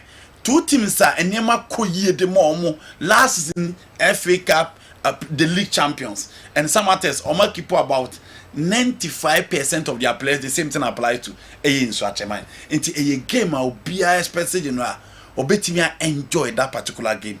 In Swacheman at home, some others are but you know make off in Swacheman win. Okay, and Chanoko Newton Latte, Marijata and Suhona Fi Washe matches ni bi emu amaye mrebema na fi ababak ababeshe the senior national team the Black Stars and so kakra say Angola akwakoshe Niger 2-0 ma omabe top group no with 9 points. Ghana 2 points. It means Angola 3 matches no mabono omo winning ni miensa no enyina. One winning away 2, home 2, no winning away 1 against Ghana. Intina and also I don't know. Black Stars with me akoshe Sudan. Na fi yasan aba abeshe Niger e wa ha na Angola. And so akwakobo. Sign the chances no etia. Angola and sign the last game no. Ebo Angola and sign the last game of Niger. E wa ha. Wow. 9 points. Omunya be 1 or 2 come or qualify. The last game against Niger, we had 1 point or 10 points. They will be there. Sure. Ghana needs to win and move to 5 and 2nd position. Sure. It's in Akoka, Ghana and Sudan. Why in a Angola? Wow. You can't buy and so anyhow. But me, gentlemen, dental clinic, Kasama for. Albert Siao Ajiman was studio having better drink kakra and son I call Newton Latin Marijata. About to that say Sergio Yango Pound me hoye now say Yango Pound say me hoye pa. All right, a sin about 4 train boy Nkomo kakra. Okay, Sergio me da say Gentleman Dental Clinic and then so yasai aba mo nchen biom na mpanifo se 20 year yenyai echeswa. Inti the year can say oh a same problem be a Gentleman Dental Clinic a kwan. You will Kumase Abreport Junction. Total filling station nechi hwa ho na Gentleman Dental Clinic. Yewo. A same ho adwuma nko a na oba Gentleman Dental Clinic ye. Inti se wo se no problem be aba ho a entina ho because enanim die aba nim die adoso. Inti no matter problem be a wo bia no ko ho dentist na yemfa treatment mu yemfa procedure mu kama. Yatu ya branches no apete e wo Ghana hafa na nyina nti make say bia wo hwe me free Accra your branches too ye wo Nungwa lorry station hwa na ye wo Domekwa Benya atomic down roundabout no so pay ukoko Florida ye ne Central Police Station no na ebo ho Takrade ye wo Banchiase Tadisco down former GN Bank wa uko Aflawo High Street ho na Gentleman Dental Clinic ye wo ye ne Eco Bank na wo the same building Techiman ye wo magazine hwa Nemom no Kumase Abreport Junction. Jumedi a yedie say ye examination and consultation service e yaso ye ho. Obi ho no ma onko dental clinic da. Say enipa se mako clinic akohume dentist say me call examine e bi kra na problem bi ho na yatumi aso anu ama. This asema to no ne sinasema tembia ye cosmetic dentistry your friend teeth whitening no and I say opese esen wo ho ye gold and silver crown ye tooth replacement e wo ho esen no e wo ho na opese ye si e de ma wo esen atu opese ye si esen ma wa ni nyina oba ye be hye e de ama wo eno no ye mu ahodo miensa a ye betumi aye ama wo ye dentures no e wo ho ye betumi aye ne kama e de ama wo a eno obetumi ayi wade ene ye wo PFM bridge and I say acrylic fixed bridge no eno de ye hyema wa eno de 25-30 years na e hye ho ye dental implant nso so e wo ho eno de ye fixe is screw eseno de bo ujaw bon ni mu enti entu da na because of time enti the person many oman for e kan ho asem tel scaling and polishing I'm say for some time now yeah more education and now share course eba any response na chesa ampa say nkofo any ba omo oral awareness no oral hygiene no nkofo astati etiase bebre because of education aya ye no na you can scaling and polishing and say what call dentist or na ye the instruments any sophisticated machines ewura wo sentem ho yellow ni green no in fact a wall senase ho no gingiva ho no nyina no ye wia ya polish esen so e de amount ade a enipa bebre ehu say sa problem no e wo omoso but obi ho no ma said the sejo kan no gise asemasi ansana wo move akwakope ehun solution no there be oye na sa na the problem kese e de bebre because enipa ye wo wia ye nuane no either say e sugar based aduane ana say e carbohydrate enti ye wo acid bi e wo yenuma ye friend streptococcus as bacteria sa streptococcus bacteria yi ne oye ne say food debris na e wo osene so no ye ka debris what we mean is enuane na wadi no the leftover particles no food particles na asteni wo osene so no okay eno ena this oral bacteria including saliva inti ono streptococcus bacteria yi any saliva any debris sa nyema yi ena combine na ada wo sene so inti eda wo sene so sa na afi obo say plaques bi astati show up inti obo on mabo say me no ka say na wo hu yellow bi ni dot bi astati ba na so as a sign because o release lactic acid nti lactic acid na o release no acid no na o de astati ebe attack wo enamel no so when we say sign bi o senso a entina ho Judgment Dental Clinic it was 055 913 95 82 055 913 95 82 me sorry a bomodia ne frame na yentwetwe nkomo problem bia e fa osi hu bia no because say eba ne sana wa anye ne sana de ebeba ne say afei ebelidi into tata just tata no ni nua panyi ni nua ketoa ne plaques no edu tata ne de ne che say u gingiva no around ututu no ne o gum line no obon say there's a layer bi white is bi as a yellow bi na achiche wo u gingiva ho no senase ho no eba ne sa no a in fact estatia ubon say there's a redness bi ho no aye kokotan bi ano na moja ejinejina o senase eno ne friend gingivitis no enti eno ne the early stage of periodontitis because ebenyini akwakokoso another problem e dia bro say sanye man nyina yehu na yebu yani guso because nipa bebre gia to omoso I don't know where the mentality is coming from say nipa unyini do stage bia oh eseno ebeko ne ade obi ani wa apart from accident ne sibetu wabra onhu sa sign we e won senase enti say yetimi hu what the say ye ne na ebe stop it there say esi ochena no ema ensi enti say won hu say sa tata yi aba be hyehyɛ osenase a obon sɛ ama oseno oral bacteria na fe odidi kɔ osenase ho enti odidi ɛwɔ ogam no mu saa no afi obon sɛ bu okra be hu inflammation kakra ɛwɔ ho bo sa sɛ ho no ahoho no kakra soele afi obon sɛ sentence so astate ɛba wɔ no mu because scent no mu dodo na me de bia me ka sɛ enye sponge tissue no a ɛda yɛtim no ne ho bɛte kyema ama obu ono ma ohome a bo na scent ne free chim eno ne ade ne ba majority na free yanum na eba eti eba ne sa na wo hu sa sign na ko hu dentist immediately na yefan for procedure mu ye betumi ama na jai but any kwan say wotena wo hu sa problem obu okro di bread a o say blood ewom enso still no that so ete ho ebe cause another problem because a time no obu say afei because eseno ye de bite ye di chiu nti se bo a wo didi a o se enam bi o baby a wo de ko hye o mola tutu ono dodom ho no je se etimi akrash na ma wo ena se wo bite nso a wo de ba wo incisors na wo se anim ho no na wo de aka eti each tooth ni bia wo roller e play eti eba ne sa no a wo be se o se no eba be mobile because eye adwuma all the time ekuma kra ye de yade wo time etumi hi eti afi wo se o se na ba be mobile eye mobile a na che say etumi abede abetu young guy bo se wanim abo akokra by force because we say no etu but saa nneɛma yi nyinaa yɛ signs a yɛdi kan ho ansa na problems ni nyinaa aba bra judgment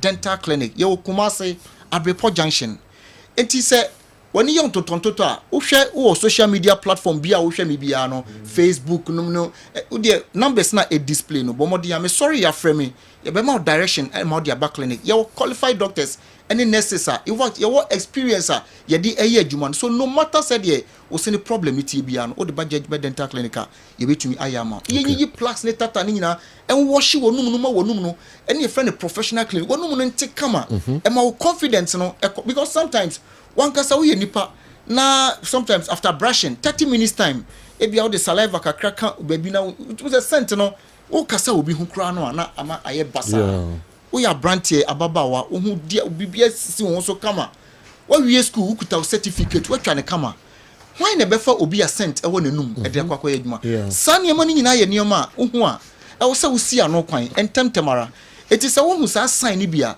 from was 055 9139582 nti ye the machines no eyiyimu washimu we enye toothbrush ni paste asemo ye sophisticated machine because you call your branches ni na you invest heavily your branches ni na nti ye wi the final procedure ye be ye amon say ye wi ayi starter ne plaques ni na wi no afi ya to ye bo ase ye fa no eseno mako e polish so e ma ne shine no etumi pie me so no ye smooth say eso no ye smoother one ebuama oral bacteria no eye difficult say obetena wo sene so afi so wo sene shine no tumi epie ema wo sene efa na ho fe edifra eti judgment dental clinic de eniema bebre na wo ba judgment dental clinic ye betumi aye edi aboa wo enye no nko na ye ese no etu na opese ye hye enso mawa wo ba ye betumi ahye wo sene kama ese na ikoko aye brown aye style bi o celebrity na when gene ho e wo TV so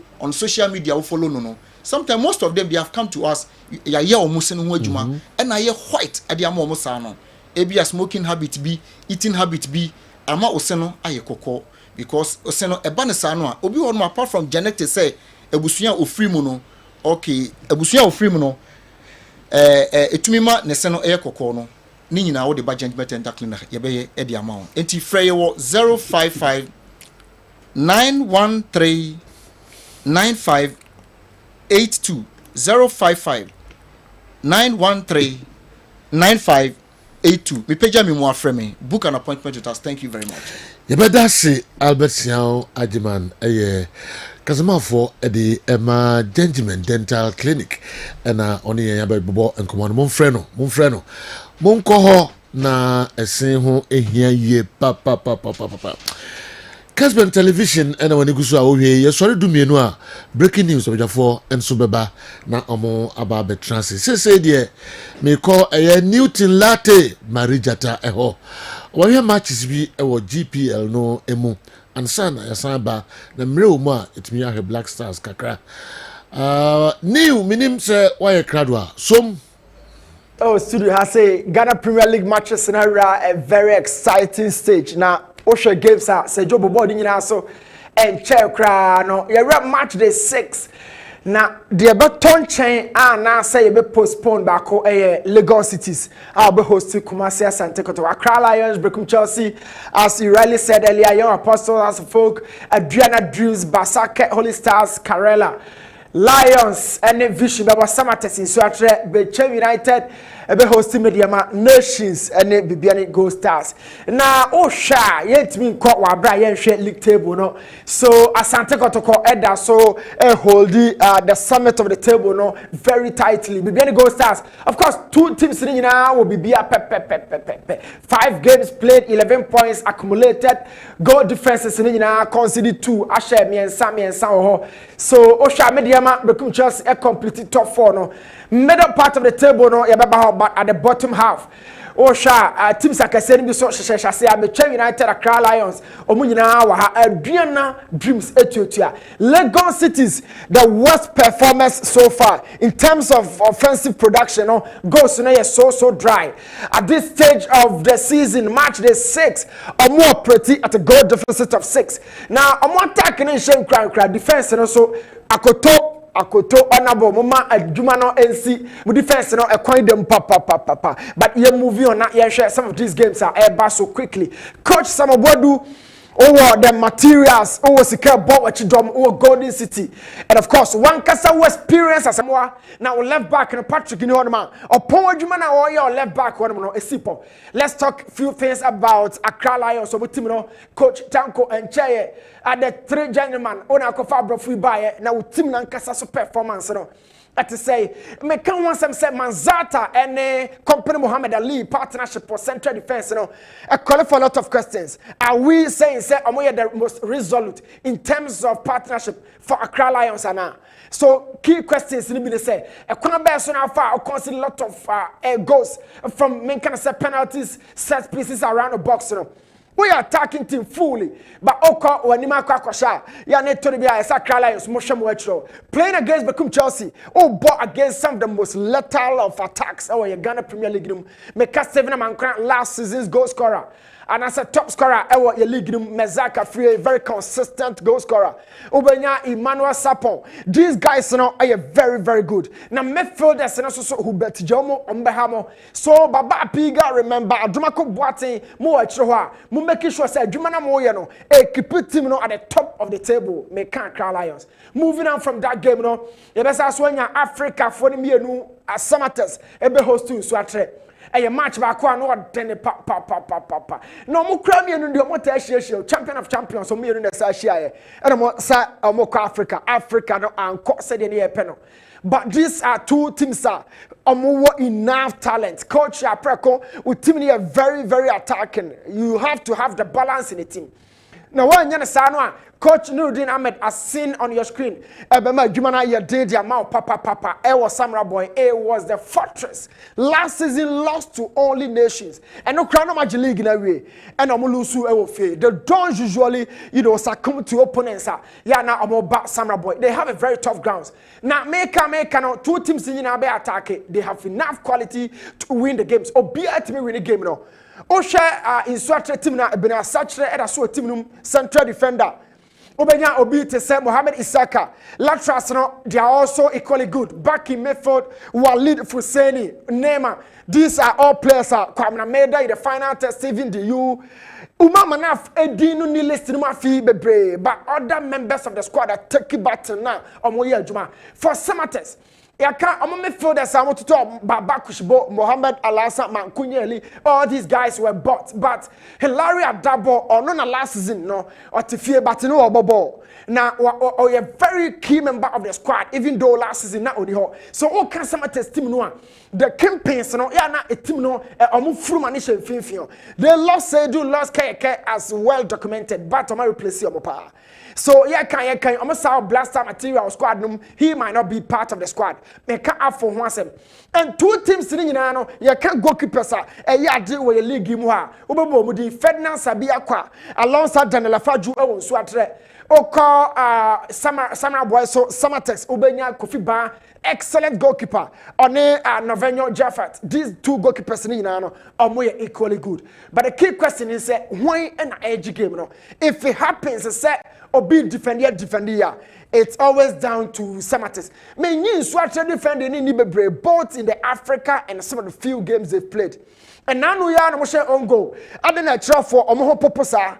They really shot confidence. A do games I was Coach Apreko have that situation been one of our observations and now so defenders and show a lot of confidence against opponents or intensity Samra Boy Diam I understand the first time they came now all call for a game a bit me pie draw. But I am telling you, my draw and your draw would deserve. And your draw I will give you up your call where I could because you have the materials and the arsenals. And I am saying, say, Obi per game by follow this weekend. I said, Joe, it has to be this game. Samurai Boy a host two in Swatre. Yeah, Africa reps too no. Moving on here, Kessben United and Mediama, another top cracker, Yankupon Yard March at 3 p.m. kickoff time.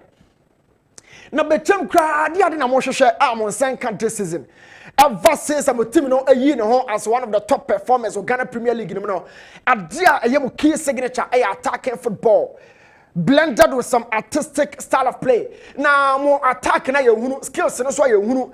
The obia boy be say be chemubo. The days gone by where you had some quality players are more the final third. Emmanuel Avonyo against Kumasa Santiko to obey announce ho. At some point Aduka Bena key man for the side. Every time about how Hafiz Konkoni. Na say for you, Saudi Augustino Kra or Koba be support to Kran na ho na say for no they don't show the kind of level line so at and I say bechem for no. Say fast man tell one na making. Clinton don't do more time. It has been a very toothless attack for Bechem United. Me for the France training you Hokrano. Still Isaiah Nyakuma, Omoya Juma Bakumi and back in defense. Without a circle for you still have Baba Mo Omoya Jumano. Abdul Karim left for Nations. But media man as a Bechem Midfield has never missed Abdul Karim so Kobichum. But in the final 10, who is the key man? Especially say, one of the best keepers league in Aziz Dari. So when the one at net at the Bechem United, young question and I say, young query a hormone, near Mediama, what are you short of? Mediama short to be beer. Quality collectively, they have it. Teamwork left many parts of the squad after South Africa now said now Omopeno. But at the end, I took Siman and saying, on my last 2 games, I'm more draw with Pando Heart of Lions, not go Seremba. Why won't any anymore? Kofiba Belnihuana, Godfrey Beniho, Bernardino side 30 anymore, Dia we see Taylor and Dikumi Mediama. Punch above the weight I cry home. That is what I said demanded from her. Game no very, very tough against Bechem United. Now last time the game no corner it was down to 1 bullet from midfield. And a chair game no and my points in the Kodu Biafra. If we are talking about style and flamboyancy, I think this game no bet me to talk in Swatre and Samate's game no. Or be any ball. Na baku krani ho ya just say defend Bechem and defend it. Neither media man so baka say okwakotina pomu. I am not sure say Nana Fosuji abo ebe witness say a defensive side in Mediama. It's a game I crack in my opinion. But me find prediction and so the Tobiana me no. Everybody should anticipate that it's just going to be a big game. One thing about Mediama team is that they usually don't concede. The partnership between Michaelenu and Emmanuel Kujono are fat now. Fatau Sulemana on the flanks alongside the opposite number in Kamaluddin Mahmoudou. The best right back with the league. So we are asking, say, a Diadina Mediama, more Laka. It's going to be a very big game, Sir Joe. I want enough for Sujabo. You have 3 games, say, in na chino yabasa baha na blaster hon komo Tuesday gina kono Ghana Premier League na beba back nyambo china to aso Monday na yentwen krobia eso trip no about Lagos cities how that game goes. But until that major actually the amount chief no what to show you so say Joe. Oh, okay. Newton Latte Marijata edi ewuram kakrache matches no enso ebi eniso odi afefe mu a yemra na fi yem wrap up ewa ha abodu ba kwa ponsima aduonum mienu pepepe na ro ye qualify ebeshe yes and Angola win no ama adi hu kakrabre jesu omo ye yomo yeah e go kan ni Sudan madam Angola win no yeah e kwan bi so ye mai. Oh, Samum. Yes, okay. Because one slot na yomodia. That's Angola dia. Yeah, that's how I see it. Me who say that one slot no e yomodia. Into omutim say ya na aka yen 3 no na ye pray. Okay. And so what it means is that yen destiny e hye yen ya yensem. Ene they say ekoyen see tumi koche Sudan na Libya ho. Ye shepe it means that after match day 4 you better second position with 5 points. Then Sudan remains 4. Now I will bear 2 matches. Yeah. 1 home, 1 away. Sure.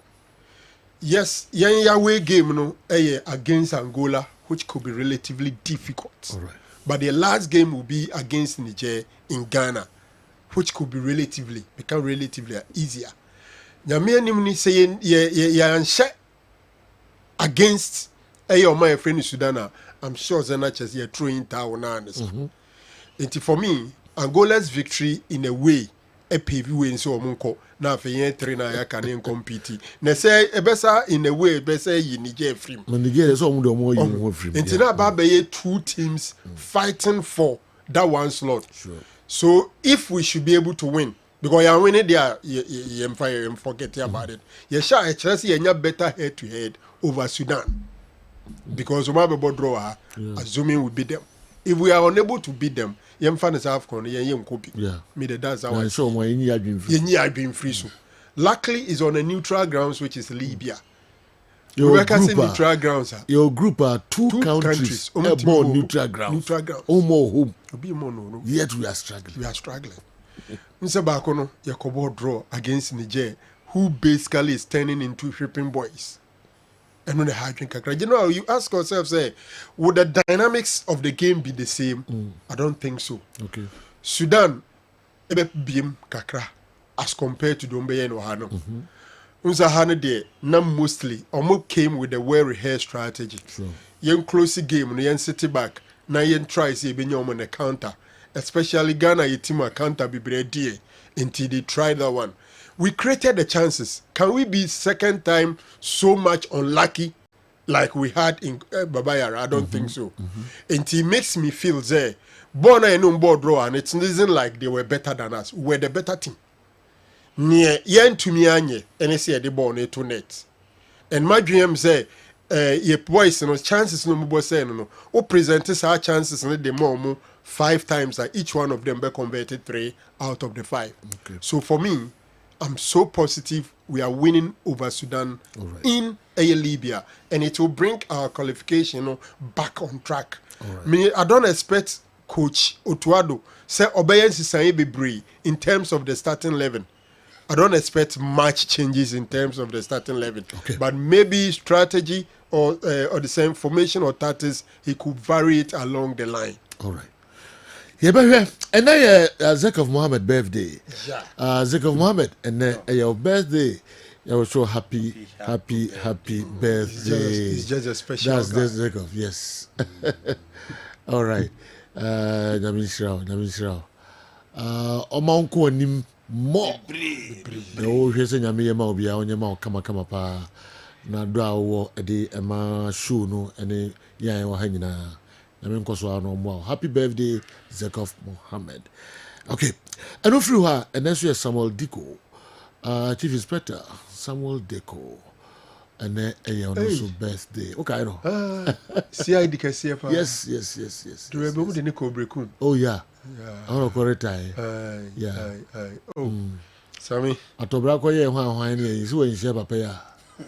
Can you say no UK? Okay, la, you know. Sammy, I wish you was so happy birthday. You know, I'm finished business. Oh, yes. Oh, sir. Who watch it too much. Happy birthday, Chief Depco. All right. Andy. You know, Sima be me sana ka ne epedi mu ye ko. The betimi an say beshe. You know, the Blaster look unpredictable now. The last 3 games in team we are playing against some of the weakest side in Africa, but unfortunately things are not well. Yeah, Unko Afcon, and I know we be say Blaster, this is our worst team now. So yeah, I'm qualified for Afcon because you know I offer 2017 semi-finals, 2019 round of 16, 2021 group stage, 2024 group stage. Na just say national team is here in the trase. Yeah. Yaba Madagascar ya ntimi, yaba Central African Republic, yaba Comoros ya ntimi Niger, ya ntimi Sudan, ya sani Sudan bi ubebo. Ene na say ya needed no. And I see the stamp a team so far this is the West Blasters. See a person script na a person train if we hold here, then the players must deliver. Game na yakoba against Sudan. We were the far better side against Sudan and Ghana. But again, let's not forget, Sudan will not stay defensive like they did against Ghana in Accra. Omunko pack a bus and go genetically. And rely on their center backs and their goalkeeper. Almost be kakra. Again, say you not draw team of Sudan not draw. A year more chess Ghana be not draw. It's Genoa. There was a players in the year and say they need to win and win very well. 3 points in here. No beam because Niger the Ombaba who pin boys. Then they share any Angola game. All right. Until was here win. Determination is seriousness no the ball against Sudan won't cry no. I hope some of the seriousness now Libya. Yeah. On between 3 points no. The from said Ignatius or one because I did to say lack. And yes, elude black stars. Sometimes lessons are learned the hard way. Yes, they are sorry. From all indications, Kumasi Asante Kotoko wasn't prepared for this match and should have opted out, but they chose not to. Now they've pressed the self-destruct button on the team. My main concern is the chaos surrounding this issue, as it could lead to the disintegration of the squad. Let's hope the missing players are found and returned safely to Ghana. Or this could further hinder their chances of securing visas for future events. The Interim Management Committee, IMC, now needs to calm the situation, both with frustrated supporters and possibly some unhappy players. Their best chance of recovery may be to win their next 5 matches. Ohiniba Kwachi, and I did a message I end the program. Man, the message you can comment. The position here, the unhappy players. So didn't remember players no hand be unhappy. You know, we there say we dey so visa no omo compare no wanya na interview. Yes, we meet. Omo compare no wanya. And I think you know omo so omo you omo trade the betum from omo said the next day they are hoping to secure the visas for the players. And omo nsanka yemfa nipa 7 more ball and omo so omo ko. You know, you expect those players to be happy. Andy, wow, be careful. Do me no ball. Say, Yedibesia, Naku Boya Duma, a live commentary be free, sentence in and so Abremo. Breaking news of Jafo, Quache, at the break.